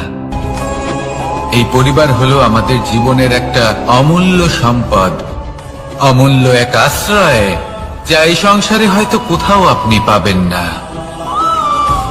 তাই একে আগলে রাখুন। পরিবার সেই গাছ। আসুন আমার সাথে ভালোবেসে বলুন, আর সেই গাছ আসুন আমার সাথে ভালোবেসে বলুন, রাধা রাধা। অনেক সময় আমরা জীবনে অনেক মানুষকে এমন বলতে শুনে থাকি যে আমি অসফল হয়েছি কারণ আমার সময় ভালো যাচ্ছিল না। আমি এই জিনিসটা লাভ করতে চাইছিলাম কিন্তু করতে পারলাম না কারণ আমার সময়টা ভালো যাচ্ছিল না। আমি আমার জীবনে ওই মহান কাজটা করতে চাইছিলাম কিন্তু করতে পারলাম না। কেন? কারণ আমার সময়টা ভালো যাচ্ছিল না। কিন্তু যে মুহূর্তে ভালো সময় আমার জীবনে আসবে আমি সব কিছু প্রাপ্ত করব। এমন প্রায় প্রত্যেকেই বলেন। আসুন একটা কথা বোঝা যাক। একজন মালিকে দেখুন, সে প্রত্যেক দিন গাছের সেবা করে, তাকে জল দেয়, তার যত্ন আত্তি করে। কেন? প্রত্যেক দিন সেই গাছ ফল দেয় না। সঠিক সময় এলে তবেই সেই গাছ ফল দেয়, কিন্তু প্রত্যেক দিন মালি তার সেবা করে, তাকে যত্ন করে। শুধুমাত্র তখন করে না যখন সেই গাছ ফল দিতে সক্ষম। আর যদি মালি গাছের যত্ন প্রতিদিন না করে তাহলে হয়তো সেই গাছ ফল দিতেই পারবে না। এটাই হলো আমাদের জন্য একটা শিক্ষা। যখন সময় আমাদের জন্য অপেক্ষা করে না তখন আপনি সময়ের জন্য কেন অপেক্ষা করছেন? ভালো সময়ের জন্য অপেক্ষা করবেন না। ভালো এবং শুভ কর্ম দ্বারা ভালো সময়কে নিজের কাছে টেনে আনুন। নিরন্তর কর্ম করুন, পরিশ্রম করতে থাকুন। শুভ সময় আপনা থেকেই আপনার কাছে আসবে। আসুন আমার সাথে ভালোবেসে বলুন, রাধা রাধা। একে বালি বলুন, মাটি বলুন বা ধুলো বলুন, এ দিয়ে কত কিছু করা সম্ভব। এ দিয়ে আপনি নিজের বাসস্থান নির্মাণ করতে পারেন, প্রাচীর করে তুলতে পারেন, অট্টালিকা নির্মাণ করতে পারেন। কিন্তু যদি এই বালিকে আপনি মুষ্টিবদ্ধ করে রাখতে চান তাহলে তা হাত থেকে ফসকে যাবে। আপনি কখনোই একে মুষ্টিবদ্ধ করতে পারবেন না। এরকমই হয় আমাদের জীবন, আর এরকমই হয় সময়। এই মুষ্টিবদ্ধ করা বালির মতো। সময়কে আমরা বাধা দিতে পারবো না, আটকেও রাখতে পারবো না। এ হলো প্রবাহমান। জন্ম থেকে মৃত্যু পর্যন্ত এই যে সময়, তা খুবই সীমিত। আর এই সময় আমরা যেটাই করি তার দ্বারাই আমাদের মূল্য নির্ধারিত হয়। আর এই সংসার থেকে চলে যাওয়ার পরেও এই সংসার এই সব কর্মের জন্যই আমাদের মনে রাখে। তাই যদি আপনি এটা ভাবেন যে আজ যে কর্ম করার ছিল আমি না হয় কাল করে নেব, কাল আমার লক্ষ্যে পৌঁছানোর কথা ছিল আমি পরশু পৌঁছবো, না, এই সময় খুব মূল্যবান, একে নষ্ট করবেন না। এই সময়কে সদ্ব্যবহার করুন, মহান হবার পথে অগ্রসর হন। একে যদি মুষ্টিবদ্ধ করে রাখার চেষ্টা করেন এই সময় থেমে থাকবে না। আসুন আমার সাথে ভালোবেসে বলুন, রাধা রাধা। আমাদের মনে যখন কোনো প্রশ্ন ওঠে, কোনো দ্বন্দ্ব জাগে, তখন আমরা যাই আমাদের গুরুর কাছে, আমাদের আরাধ্যের কাছে গিয়ে জিজ্ঞেস করি। এইভাবেই একদিন আমি পৌঁছলাম আমার আরাধ্যের কাছে, আমার মহাদেবের কাছে, আর ওনাকে প্রশ্ন করলাম যে মহাদেব, জীবনে আনন্দ পাওয়ার, উৎসব পালনের, প্রেম ভাগ করে নেবার, জীবনকে উপভোগ করে নেওয়ার সর্বশ্রেষ্ঠ সময় কোনটা? মহাদেব হাসলেন আর উনি বললেন, জীবনে উৎসব পালনের সব থেকে শ্রেষ্ঠ দিন হল মৃত্যুর ঠিক আগের দিনটা। প্রেম ভাগ করে নেওয়ার সব থেকে শ্রেষ্ঠ মুহূর্ত হল মৃত্যুর ঠিক আগের মুহূর্ত। জীবনকে উপভোগ করে নেওয়ার সর্বশ্রেষ্ঠ প্রহর হল মৃত্যুর এক প্রহর পূর্বে। তখন আমি চমকে গেলাম। আমি বললাম, কিন্তু মহাদেব, মৃত্যু তো অনিশ্চিত, আমরা জানিও না কবে আমাদের মৃত্যু হবে। মহাদেব আবার হাসলেন উনি বললেন যে যদি আমরা এভাবে জীবন কাটাই যে আমরা জীবনের প্রত্যেক দিন, প্রত্যেক মুহূর্ত, প্রত্যেক প্রহর শেষ বলে মনে করি, তাহলে আমাদের সমস্ত জীবন আনন্দের সাথেই অতিবাহিত হবে। কি বলেন?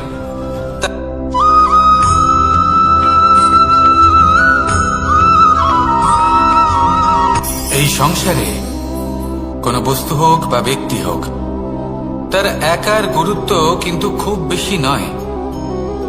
একটা উদাহরণ হিসেবে বৃষ্টির ফোঁটাকে ভেবে দেখুন। যদি একটি বৃষ্টির ফোঁটা হয় তাহলে তার খুব বেশি গুরুত্ব থাকে না, কিন্তু যখন সহস্র বৃষ্টির ফোঁটা মেঘের মধ্যে দিয়ে ঝরে পড়ে, তখন সেটা বর্ষার রূপ ধারণ করে। সেই বর্ষা যা এই প্রকৃতিকে শান্ত করে।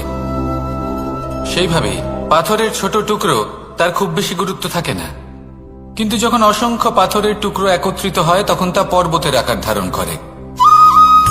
সেইভাবেই কিছু মানুষ যখন একত্রিত হন তখন তৈরি হয় পরিবার, কিছু পরিবার যখন একত্রিত হয় তখন তৈরি হয় সমাজ, যখন অনেক সংখ্যক সমাজ একত্রিত হয় তখন তৈরি হয় রাজ্য। এবার এই রাজ্যের সব থেকে গুরুত্বপূর্ণ ব্যক্তি হতে পারেন রাজা, কিন্তু তাও সেই রাজা একা কিছু করতে পারেন না। যুদ্ধ লড়ার সময় তারও নিজের সৈন্যদলকে প্রয়োজন পড়ে। কিন্তু এই সংসারে এমন একজন ব্যক্তি আছেন যিনি একাই সব কাজ করতে থাকেন, এবং সেই ব্যক্তি হলেন মা। আমাদের জীবনে একজন পিতার ভূমিকা কিন্তু নিঃসন্দেহে অমূল্য, কিন্তু আমাদের সকলের জীবনে যে ভূমিকা একজন মায়ের তা অন্য কারোর থাকে না। একজন মা একাই সন্তানকে বড় করতে পারেন, সংস্কারী করে তুলতে পারেন, তার জন্য পরিশ্রম করেন। আর এত কিছু কাজ করার পরেও তার কাজের জন্য তিনি প্রশংসা অবশ্য পান না। উল্টে যদি সেই সন্তান অনুচিত পথে চালিত হয়, অনুচিত কর্ম করে, তখন সেই মাকেই অপবাদের পাত্র হয়ে উঠতে হয়। আমাদের জীবনে মায়ের যোগদান কতটা সেটা বুঝুন। আপনাকে বড় করে তোলার জন্য উনি কতটা পরিশ্রম করেছেন সেটা বুঝুন। আজ থেকে, এখন থেকে, এই মুহূর্ত থেকে মাকে সম্মান করতে শিখুন। যখন সময় পাবেন, যখন সুযোগ হবে, তখন তার প্রশংসা করুন, ওনারও ভালো লাগবে। আর মায়ের এই মমতার জন্য, তার এই ভূমিকার জন্য আসুন সবাই মিলে আমরা তাকে প্রণাম করি, আর সকলে মিলে ভালোবেসে বলি রাধা রাধা।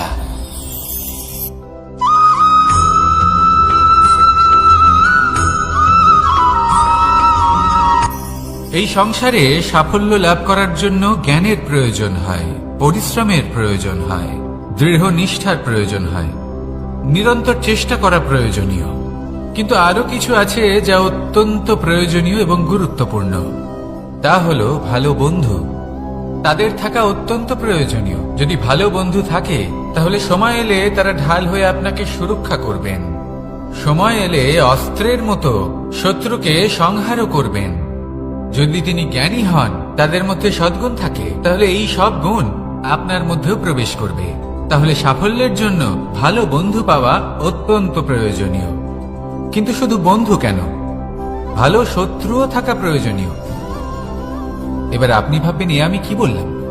যদি আপনার জীবনেও ভালো অর্থাৎ শক্তিশালী শত্রু থাকে, তাহলে আপনিও শক্তিশালী হতে থাকবেন। এই শত্রু আপনাকে প্রেরিত করবে আরো বেশি শক্তিশালী হয়ে ওঠার। কখনো কোনো হরিণকে দেখুন, তীব্র গতিতে দৌড়তে থাকে। কেন তীব্র গতিতে দৌড়য়? এই কারণে নয় যে কোথাও তার জন্য মধুর ঘাস অপেক্ষা করে রয়েছে, না। সে এই কারণে তীব্র গতিতে দৌড়য় কারণ সেটা না করলে তার পেছনে একটি সিংহ আছে যে ওকে নিজের ভোজন করে ফেলবে। তাই জীবনে বিপদ, সংকট, এই সবকিছুও হলো অত্যন্ত গুরুত্বপূর্ণ। তার সম্মুখীন হতে শিখুন আর আমার সাথে ভালোবেসে বলুন রাধা রাধা।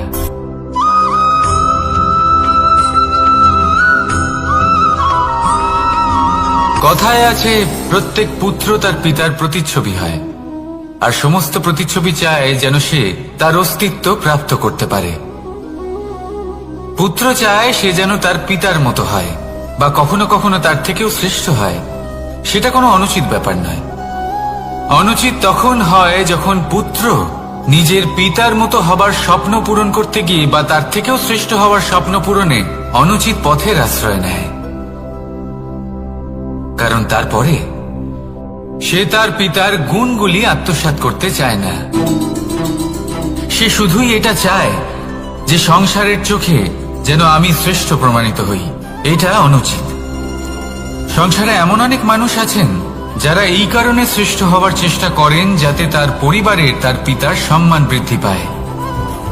এমনও মানুষ থাকেন, আর এটাই হলো পার্থক্য উদ্দেশ্যের। মনে রাখবেন, যদি আপনার উদ্দেশ্য শুভ হয় তাহলে পথও শুভ হবে, যদি আপনার উদ্দেশ্য অশুভ হয় তাহলে পথও অশুভ হবে। তাহলে নিজের পিতার মতো হবার চেষ্টা অবশ্যই করুন, তার থেকেও শ্রেষ্ঠ হওয়ার চেষ্টা অবশ্যই করুন, কিন্তু মনে রাখবেন আপনার সংকল্প আর আপনার উদ্দেশ্য এই দুই শুভ হওয়া উচিত। তাহলে আসুন আর আমার সাথে ভালোবেসে বলুন, রাধা রাধা।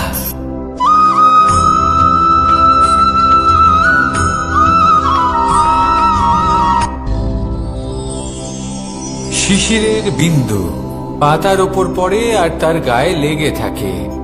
পাতা তাকে শুষে নিতে পারে না, আর শেষ পর্যন্ত সে ঝরে পড়ে যায়। অন্যদিকে রয়েছে মেঘ এবং চাতক। এদের মধ্যে অনেক দূরত্ব থাকে। মেঘ থাকে আকাশে আর চাতক থাকে ধরিত্রীতে। কিন্তু যখন এই মেঘ থেকে বৃষ্টি ঝরে পড়ে, এই চাতক কিন্তু সেই জলই পান করে, নয়তো সে তৃষ্ণার্ত থেকে যায়। এবার অন্যদিকে দেখলাম শিশির বিন্দু আর পাতার এই সম্পর্ক। এরা খুব কাছাকাছি থাকে, ঘনিষ্ঠও থাকে। অন্যদিকে রয়েছে মেঘ এবং চাতকের সম্পর্ক, যাদের মধ্যে অনেক দূরত্ব থাকা সত্ত্বেও তারা খুব ঘনিষ্ঠ, তাই না? এই সারমর্ম খুব সরল। এই নৈকট্য, এই দূরত্ব, তা আপনার সম্পর্কে প্রভাব কিছুতেই ফেলতে পারে না। এই নৈকট্য, এই দূরত্ব, এসব হলো শুধুমাত্র মনের ব্যাপার। কখনো আপনি অনুভব করেছেন আপনি কারোর থেকে অনেক অনেক দূরে আছেন, অনেক দূরে আছেন, তাও সেই ব্যক্তির প্রতি আপনি টান অনুভব করেন। সেখানে আপনি কারোর সাথে প্রত্যেক দিন অতিবাহিত করেন, সমস্ত জীবন অতিবাহিত করেন, সব থেকে বেশি সময় তার সাথে অতিবাহিত করেন, তাও তার প্রতি সেই টান অনুভব করেন না। এই সংকেত হলো মনের দূরত্বের। তাহলে মনের এই দূরত্ব দূর করুন আর আমার সাথে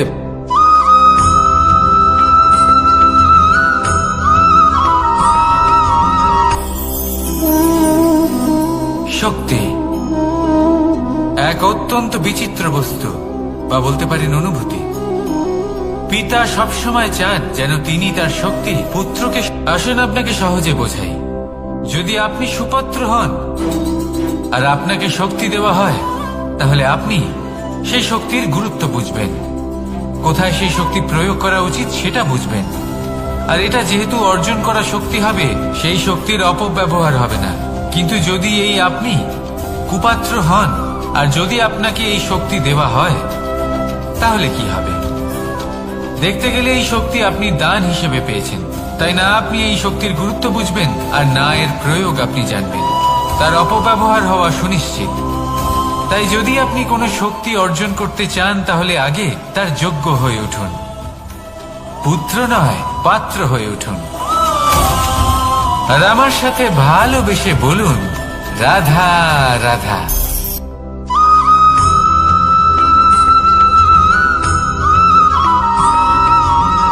ভালোই, শুধু ওনাদের কঠোর ব্যবহার দেখলে আমরা একটু ভয় পেয়ে যাই। এবার ওনাদের এই কঠোর ব্যবহার আমাদের ভালো না লাগলেও অত্যন্ত আবশ্যক, কারণ মাতার থেকে আমরা যে শক্তি লাভ করি তা যেন নিয়ন্ত্রণ হারিয়ে বিধ্বংসী না হয়ে ওঠে। আমরা যেন কোনো কুপথে না চলে যাই, আমরা কখনো যেন দোষ না করে ফেলি। শুধু সেই জন্য পিতা এবং গুরু একটু কঠোর হয়ে ওঠেন, এবং ওনাদের এই কঠোর আচরণ ভবিষ্যতে গিয়ে আমরা অবশ্যই বুঝতে পারি জীবনে কিছু বছর আমরা এগিয়ে যাই আর তারপর আমরা বুঝতে পারি যে বাবা এবং গুরু আমাদের যথেষ্ট ভালোবাসতেন, কিন্তু ওনাদের ভালোবাসার বহিঃপ্রকাশ আলাদা। প্রয়োজনীয় হলো এটা দেখার, এটা বোঝার যে শুরু থেকে আমাদের প্রতি ওনাদের আচরণ কেমন ছিল। ওনাদের কঠোর হওয়ার পেছনে ওনাদের ভালোবাসাটা বোঝার চেষ্টা করুন, ওনাদের চিন্তাটা বোঝার চেষ্টা করুন, ওনাদের পথপ্রদর্শনের আড়ালে আপনার ভবিষ্যতের জন্য যে পরিকল্পনা ওনারা করেছেন সেটা বোঝার চেষ্টা করুন। তখন আপনারা বুঝতে পারবেন ওনাদের ভালোবাসাকে। আপনার মনের মধ্যে আপনা থেকেই ওনাদের প্রতি সম্মান জেগে উঠবে। নিজের পিতা এবং নিজের গুরু এই দুজনের প্রতি কৃতজ্ঞতা প্রকাশ করুন আর আমার সাথে ভালোবেসে বলুন, রাধা রাধা।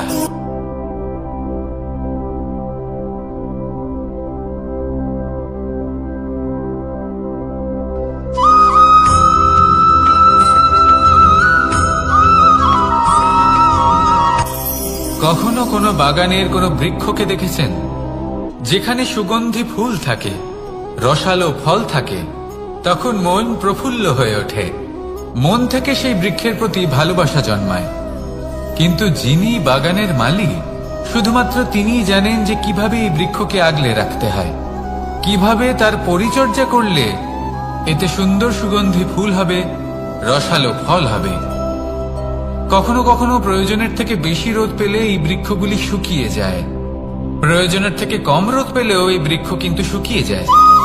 প্রয়োজনের থেকে কম জল যদি পায় এই বৃক্ষ শুকিয়ে যেতে পারে, প্রয়োজনের থেকে অতিরিক্ত জল যদি পায় তখনও এই বৃক্ষের শিকড়গুলি নষ্ট হয়ে যেতে পারে। এবার এটাই কিন্তু আমাদের সংসারের সাথেও হয়। আমাদের সংসারের সকল প্রতিভাশালী ব্যক্তি, যেমন লেখক, বিচারক, প্রবক্তা, যোদ্ধা, এদের সবার ক্ষেত্রে এই কথাটাই প্রযোজ্য। যদি বেশি প্রশংসা করা হয় তাহলেও এরা হারিয়ে যাবেন। প্রয়োজনের থেকে বেশি যদি নিন্দা করা হয় তখনও তারা নত হয়ে পড়বেন।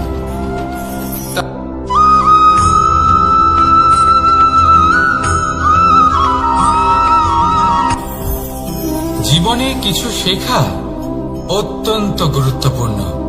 এবার কি কি শিখতে হবে সেই সব শেখানোর জন্য অনেক শিক্ষক রয়েছেন, কিন্তু কি শিখবেন না আর কি করবেন না এটা আমাদের নিজের অভিজ্ঞতা দিয়ে শিখতে হয়। কিন্তু তার মানে এটা নয় যে যদি আপনাকে শিখতে হয় যে আগুনের তাপ কতটা, আপনাকে আগুনের মধ্যে হাত দিতে হবে। না, অন্য কারোর অভিজ্ঞতা দ্বারাও শিখতে পারেন। প্রশ্ন শুধুমাত্র একটাই যে আপনি কি শিখতে চান নাকি চান না। যদি আপনি এটাই ভাবেন যে আমি শুধুই নিজের অভিজ্ঞতা দ্বারাই শিখতে চাই, তাহলে জীবনকাল ছোট মনে হবে, অনেক কিছুই শিখতে পারবেন না। তাই নিজের সাথে সাথে বড়দের অভিজ্ঞতা দ্বারাও শেখা শুরু করে দিন, এই সংসারের অভিজ্ঞতা দ্বারা শিখতে শুরু করে দিন। আর এটা নিশ্চিত রূপে শেখা আবশ্যক যে কখন কি করবেন না, কোথায় থামতে হবে আর কোথায় থামবেন না। তাহলে আসুন আর আমার সাথে ভালোবেসে বলুন, রাধা রাধা।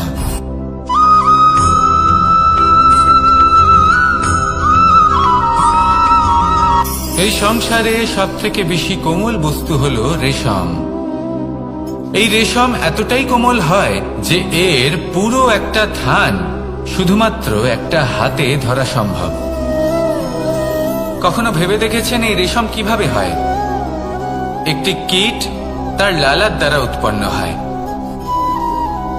এই কীট সেই রেশমকে পাক দিতে থাকে, পাক দিতেই থাকে, দিতেই থাকে, আর আস্তে আস্তে তার মধ্যেই জড়িয়ে পড়ে। শেষে ওর এই সুন্দর অমূল্য সৃষ্টি রেশমের এই সুতো তার নির্মাণ কার্য পূর্ণ হয়, কিন্তু তাতেই ও নিজে বন্দী হয়ে যায়। নিজেরই মায়াজালের এই বন্দী গৃহে নিজেই ফেঁসে যায়। এবার এই সুতোকে ব্যবহারযোগ্য করে তোলার জন্য এই কীটগুলিকে এই কবচের সাথেই ফুটন্ত জলে ফেলে দেওয়া হয়।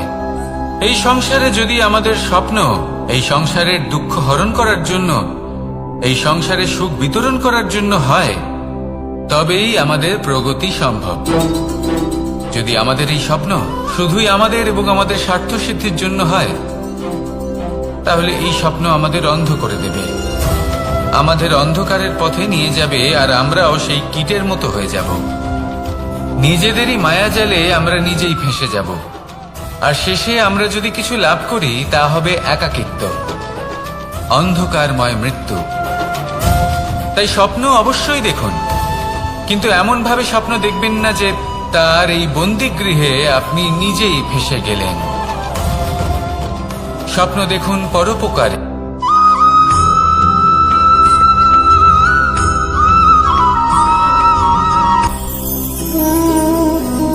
শক্তি এক অত্যন্ত বিচিত্র বস্তু, বা বলতে পারেন অনুভূতি। পিতা সবসময় চান যেন তিনি তার শক্তি পুত্রকে। আসুন আপনাকে সহজে বোঝাই। যদি আপনি সুপাত্র হন আর আপনাকে শক্তি দেওয়া হয়, তাহলে আপনি সেই শক্তির গুরুত্ব বুঝবেন, কোথায় সেই শক্তি প্রয়োগ করা উচিত সেটা বুঝবেন। আর এটা যেহেতু অর্জন করা শক্তি হবে, সেই শক্তির অপব্যবহার হবে না। কিন্তু যদি এই আপনি কুপাত্র হন আর যদি আপনাকে এই শক্তি দেওয়া হয়, তাহলে কি হবে? দেখতে গেলে এই শক্তি আপনি দান হিসেবে পেয়েছেন, তাই না আপনি এই শক্তির গুরুত্ব বুঝবেন আর না এর প্রয়োগ আপনি জানবেন। তার অপব্যবহার হওয়া সুনিশ্চিত। তাই যদি আপনি কোনো শক্তি অর্জন করতে চান, তাহলে আগে তার যোগ্য হয়ে উঠুন, পুত্র নয় পাত্র হয়ে উঠুন। আর আমার সাথে ভালোবেসে বলুন, রাধা রাধা।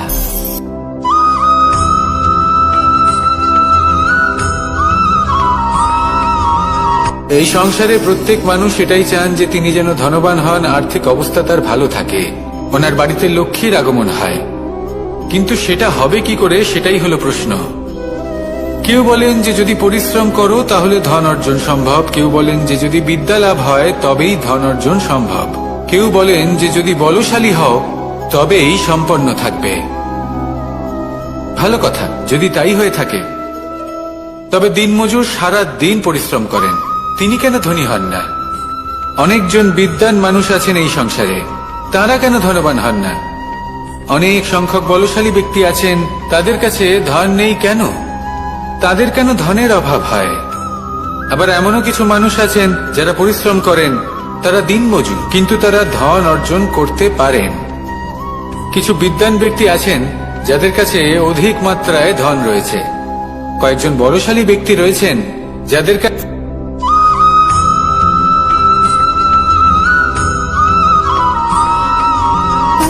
সুখ, দুঃখ এবং শক্তি, এই তিন হলো এই সংসারের ত্রিদেবের মতো।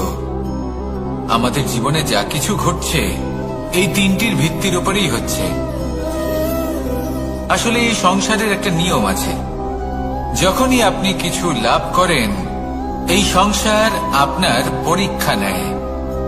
এটা জানার জন্য আপনার পরীক্ষা নেয় যে আপনি যা কিছুই লাভ করেছেন, আপনি কি আদৌ সেটার যোগ্য কিনা। ঠিক সেইভাবেই এই সুখ, দুঃখ এবং শক্তি আপনার পরীক্ষা নিয়ে থাকে। যখন সুখ আসে তখন সে আপনার পরীক্ষা নেয় যে আপনার মধ্যে অহংবোধ জাগ্রত হয়নি তো। যদি অহংবোধ চলে আসে তাহলে সুখ সেখানেই সঙ্গ ত্যাগ করে। দুঃখ আপনার ধৈর্যের পরীক্ষা নিতে থাকে, আর যদি আপনার মধ্যে ধৈর্য না থাকে তাহলে এটা আপনাকে আরো বেশি দুঃখের গভীর অন্ধকারে ঠেলে দেবে। সেখানে শক্তি পরীক্ষা নেয় আপনার বিনম্রতার।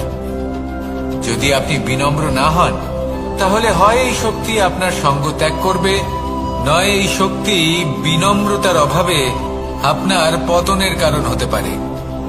এই সংসারে যে কোনো ব্যক্তি যিনি এই পরীক্ষায় উত্তীর্ণ হয়ে থাকেন, এই জীবনে তিনি সাফল্য লাভ করেন। আসুন আমার সাথে ভালোবেসে বলুন, রাধা রাধা।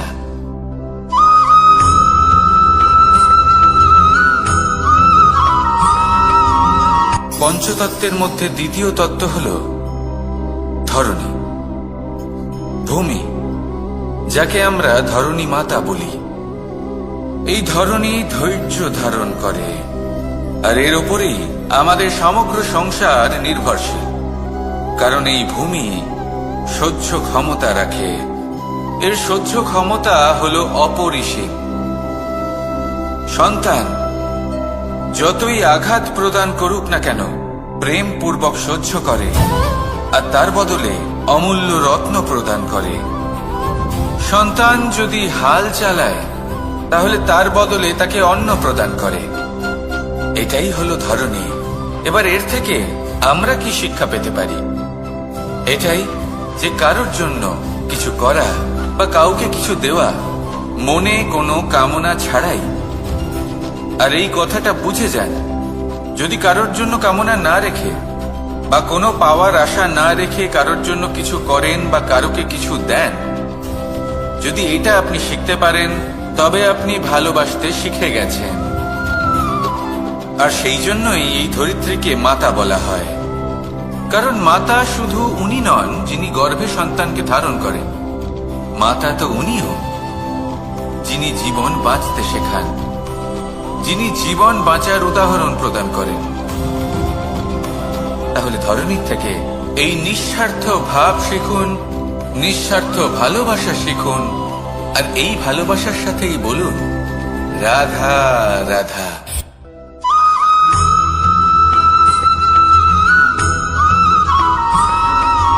মানুষ জন্মগ্রহণ করে, তার সাথে ভয়েরও জন্ম হয়।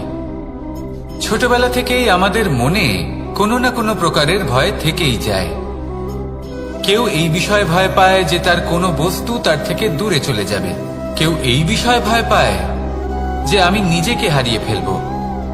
কেউ এই ভেবে ভয় পায় যে আমার প্রিয়জনেরা তারা যেন আমার থেকে দূরে না চলে যায়। কেউ এই ভেবে ভয় পায় যে আমরা যেন পথ না হারিয়ে ফেলি, আদি ইত্যাদি। কিন্তু সত্যি কথা বলতে ভেবে দেখুন, এই ভয় বাস্তবে কি? শুধুই একটা মনস্থিতি, আর কিছুই নয়। যা কিছু আপনি জীবনে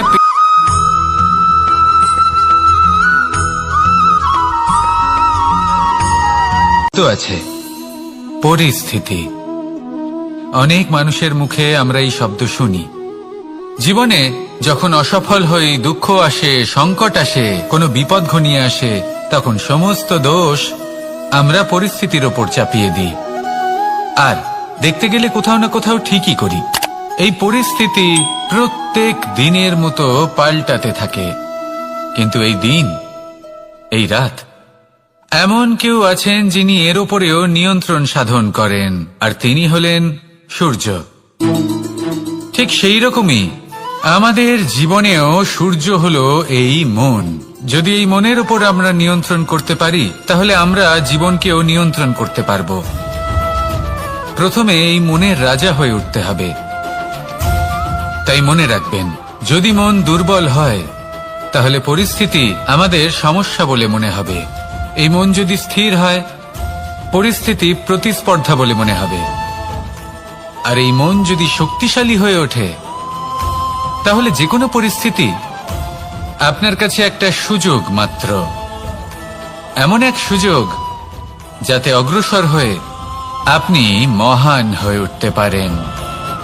এই মনের শক্তির বৃদ্ধি ঘটান, মহান হয়ে উঠুন, আর আমার সাথে ভালোবেসে বলুন রাধা রাধা।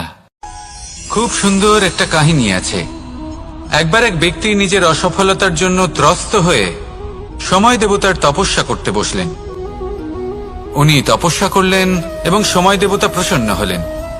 মানুষের রূপ ধারণ করে ওনার সামনে প্রকট হলেন। এবার সেই ব্যক্তি ওনাকে জিজ্ঞেস করলেন যে কি এমন আছে যার জন্য আপনি বারবার জয়ী হন আর আমি চিরকাল পরাজিত হয়ে থাকি? কেন এত পরিশ্রম করা সত্ত্বেও আমি সাফল্য লাভ করতে পারি না? তখন সময় দেবতা উত্তর দিলেন যে দিন হোক বা রাত, ঝড় হোক বা ভূমিকম্প, রোদ হোক বা বৃষ্টি হোক, সময়ের সূত্রপাত হোক বা প্রলয়, আমি থামি না, আমি চলতেই থাকি। আর সেই জন্য যিনি থেমে যান তিনি পরাজিত হন আর আমি জয়ী হই। এটাই আমাদের শিখতে হবে। জীবনে সবসময় চলতে থাকুন, কখনো থামবেন না। হ্যাঁ, কিছুক্ষণের জন্য বিরতি নিতে পারেন, বিশ্রাম করার জন্য, নিজেকে আরো সশক্ত করে তোলার জন্য, কিন্তু থেমে যাবেন না। নিরন্তর কর্ম করতে থাকুন, পরিশ্রম করতে থাকুন, তবেই এই সংসার আপনাকে মনে রাখবে। আসুন আমার সাথে ভালোবেসে বলুন, রাধা রাধা। আমাদের জীবনে গুরুজনেরা, জ্ঞানী মানুষজন সবসময় একটা কথা বলেন, ধৈর্য ধরো। শুধুমাত্র দুটো শব্দ, কিন্তু কতটা বিশাল সেটা বোঝার চেষ্টা করুন। ছোট একটা অস্ত্র হাতে নিন এবং একটা বিশাল পর্বতে নিরন্তর প্রহার করতে থাকুন, ধৈর্য ধরে সেই কাজ করতে থাকুন। এমন একদিন আসবে এই বিশাল পর্বতে আপনি একটা পথ তৈরি করবেন।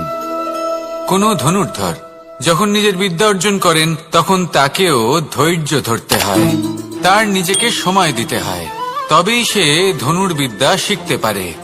সেইভাবে আমাদের জীবনেও ধৈর্য ধরার খুব প্রয়োজন।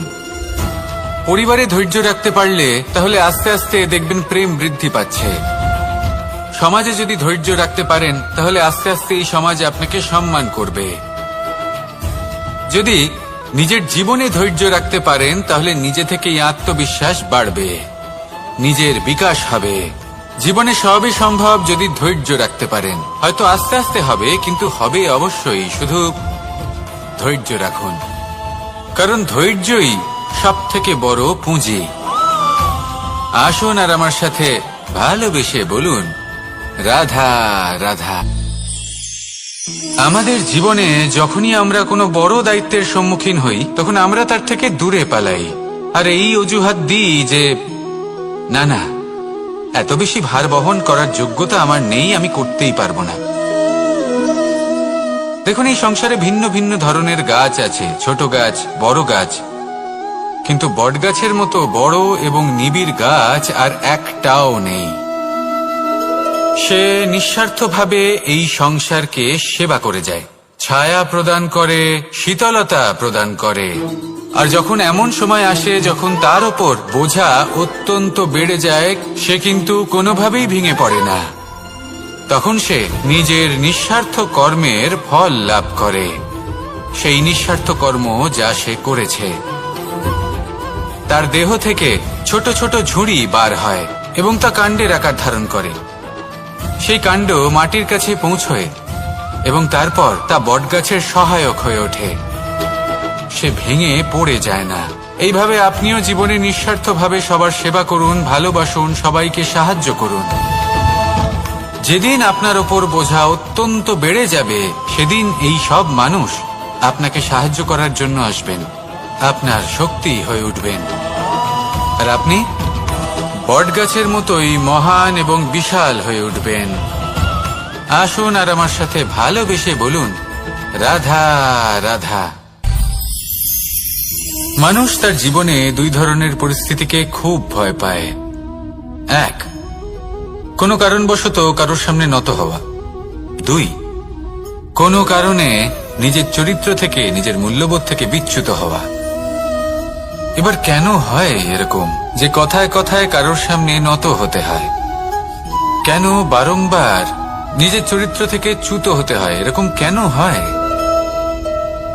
এটা তখনই হয় যখন আমাদের শিক্ষা এবং মূল্যবোধের অভাব থাকে।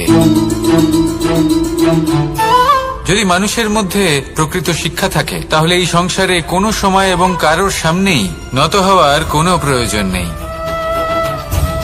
যদি মানুষের মধ্যে মূল্যবোধ থাকে তাহলে তাকে নিজের মূল্যবোধ বা চরিত্র থেকে বিচ্যুত হতে হয় না, তা সে যাই হয়ে যাক না কেন। কোনো বালককে যদি জন্ম থেকেই সুশিক্ষার অধিকারী করা হয়, শিক্ষিত করা হয়, মূল্যবোধের অধিকারী করা হয়, তবে সে এই সংসারে এমন কর্ম করবে যাতে সে নিজেকে, নিজের পরিবারকে, সমগ্র সমাজকে গর্বিত করতে পারে। শিক্ষা লাভ করুন, মূল্যবোধ লাভ করুন এবং আমার সাথে ভালোবেসে বলুন, রাধা রাধা। আমাদের সকলের জীবনে একটা লক্ষ্য থাকে যেটা আমরা লাভ করতে চাই। ঠিক যেন একটা প্রতিস্পর্ধা বিদ্যমান যে কে সব থেকে আগে নিজের লক্ষ্যে পৌঁছতে পারবে।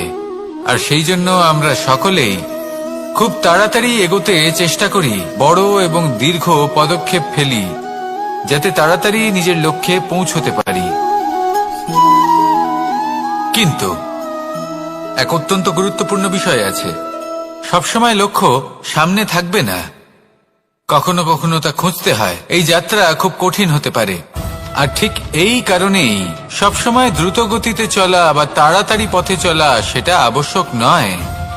তার থেকেও বেশি গুরুত্বপূর্ণ হলো ভেবেচিন্তে তারপর পথ চলা। যদি ভেবেচিন্তে পদক্ষেপ ফেলেন, চলতে পারেন, তাহলে সেটাই সর্বশ্রেষ্ঠ পদক্ষেপ। কখন কোন দিকে যেতে হবে, কখন কোথায় দিক পাল্টানো যাবে না, কখন গতি বেশি রাখতে হবে, কখন কম, কখন থামবো, কখন চলবো, এই সব কিছুর বিষয়ে জ্ঞান অত্যন্ত গুরুত্বপূর্ণ এবং ভেবে চিন্তে চলতেই হবে। সেই জন্য শুধু তীব্র গতিতে সামনে এগোলে চলবে না, ভাবনা চিন্তা করে এগোতে হবে। আসুন আমার সাথে ভালোবেসে বলুন, রাধা রাধা। কখনো কোনো প্রজাপতিকে উড়তে দেখেছেন? কি সুন্দর উড়ে বেড়ায় সে, এক ফুল থেকে অন্য ফুলে, এক পাতা থেকে অন্য পাতার ওপর। কিন্তু সে কিভাবে উড়তে শেখে কখনো ভেবেছেন? জন্ম থেকেই কিন্তু প্রজাপতির ডানা থাকে না, ও কিন্তু ছোট্ট একটা ডিমের আকারে জন্ম লাভ করে। তারপর সেই ডিমটি ভেঙে একটি কীট বাইরে আসে। আস্তে আস্তে সে বড় হয়, ওর শক্তি বৃদ্ধি পায়। তারপর সে সেই কীট দশা ত্যাগ করে নিজের ডানাগুলি মেলে। এই প্রক্রিয়া তার কাছে সরল নয়, অত্যন্ত যন্ত্রণাদায়ক প্রক্রিয়া, কিন্তু সে সেই যন্ত্রণা মেনে নেয়। আর তারপর আস্তে আস্তে সে উড়তে শেখে। শুধুমাত্র আকাশে উড়ে বেড়ায় তা নয়, আমাদের মনের মাঝে উড়ে বেড়ায়। এবার এই ডিম থেকে প্রজাপতি হয়ে ওঠার যে যাত্রা, এটা যতটা কঠিন, ততটাই কঠিন হয় এই সংসারে শ্রেষ্ঠ কর্ম করা, ততটাই কঠিন হয় এই সংসারে মহান হয়ে ওঠা। সেই জন্য প্রয়োজনীয় প্রচেষ্টা এবং সময়। নিরন্তর প্রচেষ্টা করতে থাকুন, পর্যাপ্ত সময় নিন এবং আপনি নিজেকে এই আকাশে উড়ন্ত অবস্থায় পাবেন। আসুন আমার সাথে ভালোবেসে বলুন, রাধা রাধা। পায়েস হলো আমার বিশেষ প্রিয়। এর মধুর স্বাদ মনকে প্রফুল্ল করে তোলে। ছোটবেলায় মা আমার জন্য পায়েস বানাতেন এবং আমাকে বলতেন যে গরম থাকতে থাকতে খেয়ে নে কানাই, ঠান্ডা হয়ে গেলে ভালো লাগবে না। কিন্তু আমিও দুষ্টু ছিলাম, ঠান্ডা হওয়া পর্যন্ত অপেক্ষা করতাম। আর ঠান্ডা হয়ে যাবার পরে মার কাছে যেতাম আর ওনাকে বলতাম যে মা, পায়েস তো ঠান্ডা হয়ে গেছে, এটা গরম করে দিন। তখন মা হাসতেন আর বলতেন যে পায়েস না হয় আমি আবার গরম করে দেব কানাই, কিন্তু এর মধুর স্বাদ, সেই মিষ্টত্ব, সেই সুবাস, সেটা আবার ফিরে আসবে না। কথাটা সত্যি। আর এই সত্যটাই আমাদেরও জীবনের সত্য। আমাদের জীবনের মধুর সম্পর্কগুলি, এতে যখন কটুভাব প্রবেশ করে তখন সেই মিষ্টত্ব ফিরিয়ে আনা প্রায় অসম্ভব ব্যাপার হয়ে যায়। আপনি চেষ্টা করে সেই সম্পর্ক ঠিক করতেই পারবেন, তার জন্য অগাধ পরিশ্রম করতে হবে, কিন্তু আবার সেই মিষ্টত্ব কখনো ফিরে আসবে না। সেই জন্য আপনার জীবনের যে মধুর সম্পর্ক আছে, যতটা সম্ভব চেষ্টা করুন তাতে মিষ্টত্ব বজায় রাখতে। কটুভাব আসতে দেবেন না। আসুন আর আমার সাথে মধুর স্বরে বলুন, রাধা রাধা। শব্দ, শব্দ আসলে কি? শুধুই কয়েকটি অক্ষরের সমষ্টি, নাকি আমাদের বাণী? এই শব্দ এমন এক শক্তি যা কাউকেই নিজের বশবর্তী করে ফেলতে পারে। শব্দ এমন এক অস্ত্র যা কাউকে ক্ষত বিক্ষত করে দিতে পারে। এই শব্দ হলো একটি নাদ স্বরূপ যা কোনো ঘুমন্ত ব্যক্তিকেও জাগিয়ে তুলতে পারে এবং নিজের লক্ষ্যের দিকে অগ্রসর করতে পারে। শব্দে এত শক্তি আছে যে কারোর মনে এতটা আঘাত দিতে পারে যে সে হয়তো জীবনে আর কখনো এগোতেই পারল না। তাহলে এই শব্দের প্রয়োগ খুব ভেবেচিন্তে করবেন।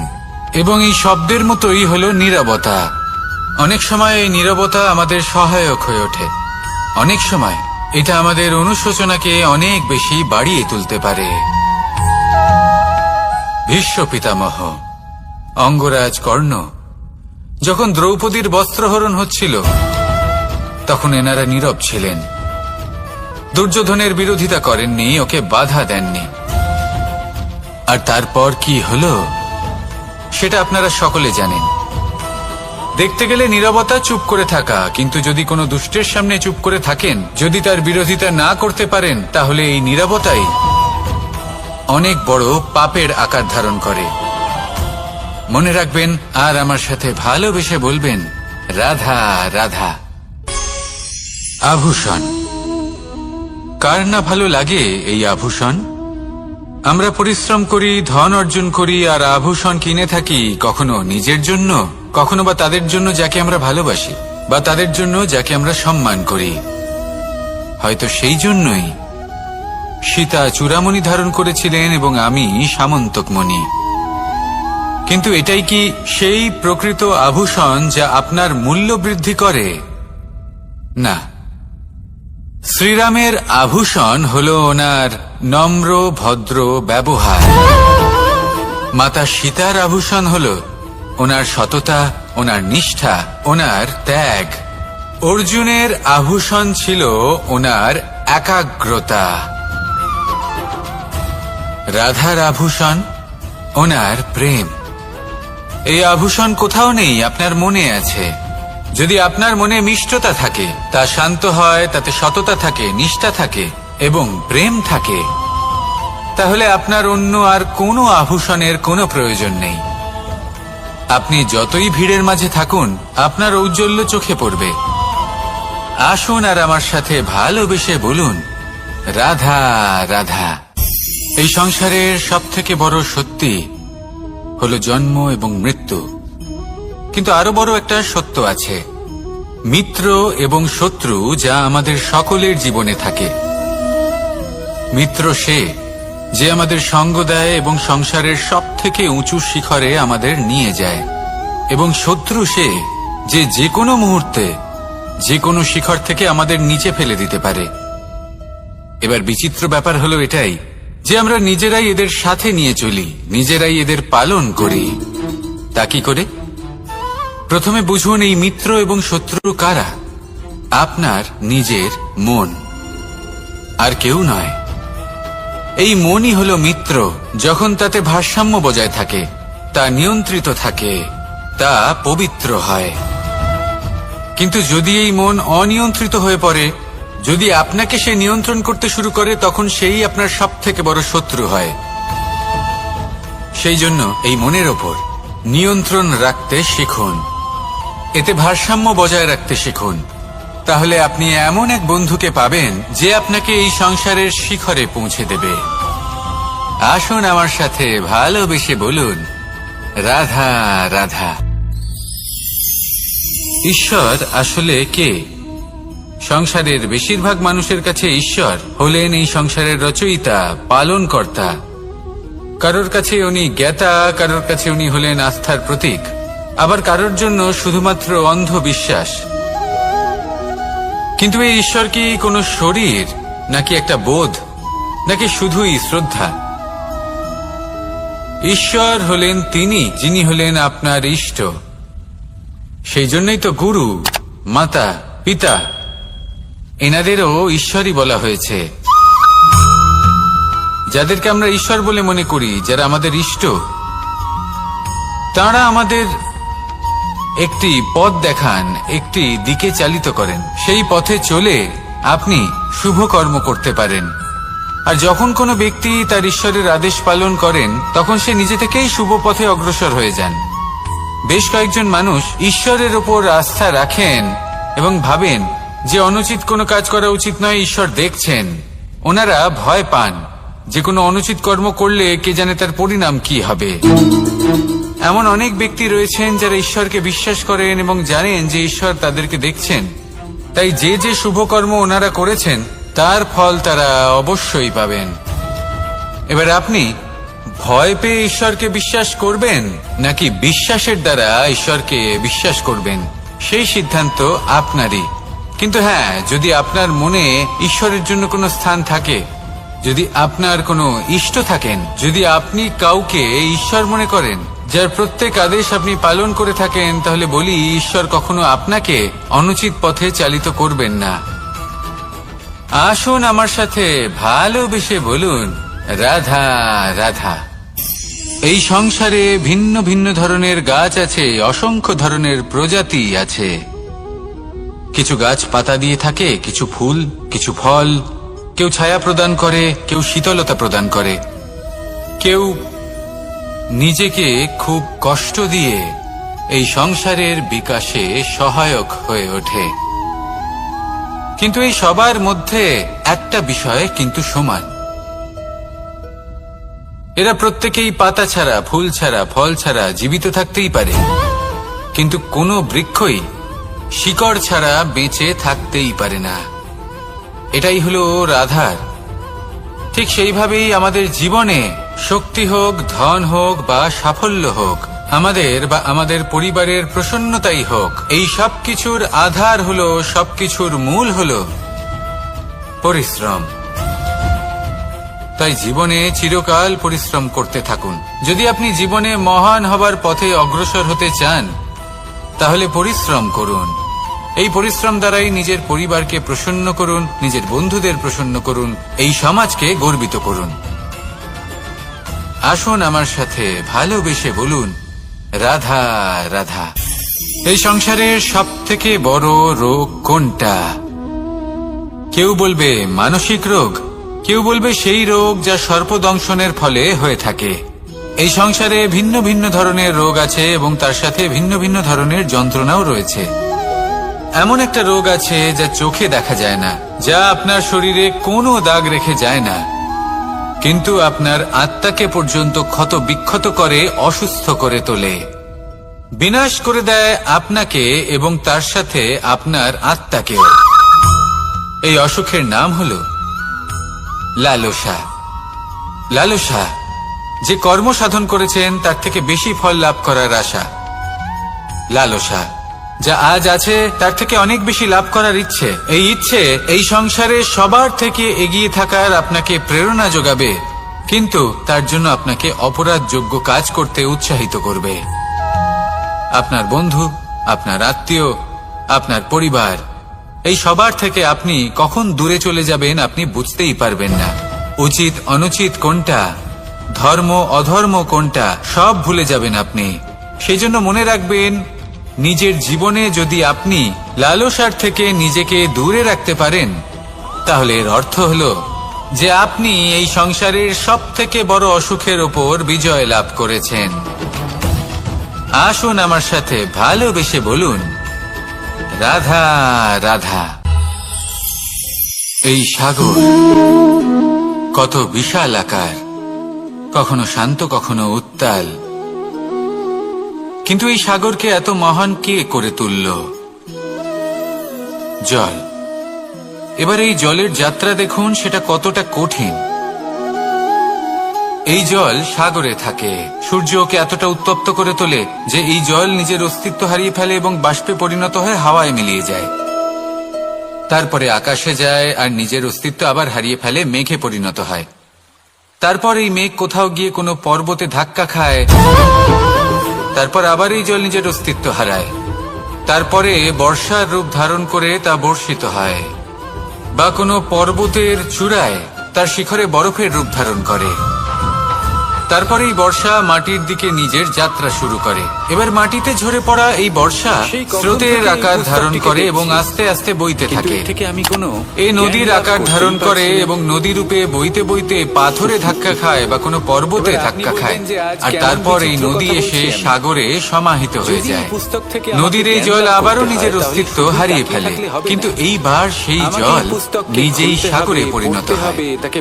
এটা আমাদের সকলের জন্য একটা শিক্ষা যে এই সংসারে জীবন এবং সময়ের হলো এক অনন্ত যাত্রা। এই সংসারে যা কিছু আছে তার সূত্রপাত কোথাও একটা হবে। সেই জন্য মৃত্যু এবং সমাপ্তির চিন্তা ত্যাগ করে দিন, আর যে সূত্রপাত আপনি লাভ করছেন তার আনন্দ উপভোগ করুন। ভেবে দেখুন আপনি কিভাবে শ্রেষ্ঠ কর্ম করতে পারেন যাতে এই সংসার এবং এই সমাজ, এই দুইয়ের মঙ্গল সম্ভব। আসুন আমার সাথে ভালোবেসে বলুন, রাধা রাধা। অবহেলা করে আমরা শুধু এই জ্ঞান প্রয়োগ করতে পারি না, পরিশ্রম করে এটা তৈরি করে। এই জ্ঞান যাপন করতে পারি না, এই জাল বনে একে আচরণে প্রয়োগ করতে পারি না, সেই জন্য দুঃখী হয়ে যাই। আসলে তাই আপনার কাছে যা যা জ্ঞান আছে মাকড়সা এই যা জালে যা জ্ঞান ছোট আপনি কীট লাভ পতঙ্গ করেছেন, ধরে তাদেরকে খাদ্য সেই রূপে জ্ঞান গ্রহণ যাপন করে। করা শুরু করুন, জীবনে প্রয়োগ কিন্তু করতে আপনি শুরু কি এই করুন। কথা জানেন যে এই মন একদিন প্রত্যেকটি মাকড়সা মুহূর্তে নিজেই নিজের প্রসন্ন জালে থাকবে, জড়িয়ে আর লক্ষ্যপ্রাপ্ত মৃত্যুবরণ করে করে এই থাকে। মন বলবে, বলুন রাধা কি করেন আপনি রাধা। এই জাল দেখতে পেলে? আমি এইভাবে প্রত্যেকদিন দেখতে নিজের সাথে পেলেই কিছুটা মুছে সময় ফেলেন এর অতিবাহিত অস্তিত্ব, করি, তাই না? সুচিন্তা করি, কারণ আমি এটা মনে করি তেমনি যে আমার অন্যদিকে পাখির প্রতিদ্বন্দ্বী বাসা, অন্য কেউ নয়, পাখিরাও বরং ভীষণ আমি পরিশ্রম নিজে। করে এটা তৈরি করে। আর আমি চেষ্টা করি যে আমি যেন নিজেকে কিন্তু যদি নিজের পাখি থেকে একদিন বেশি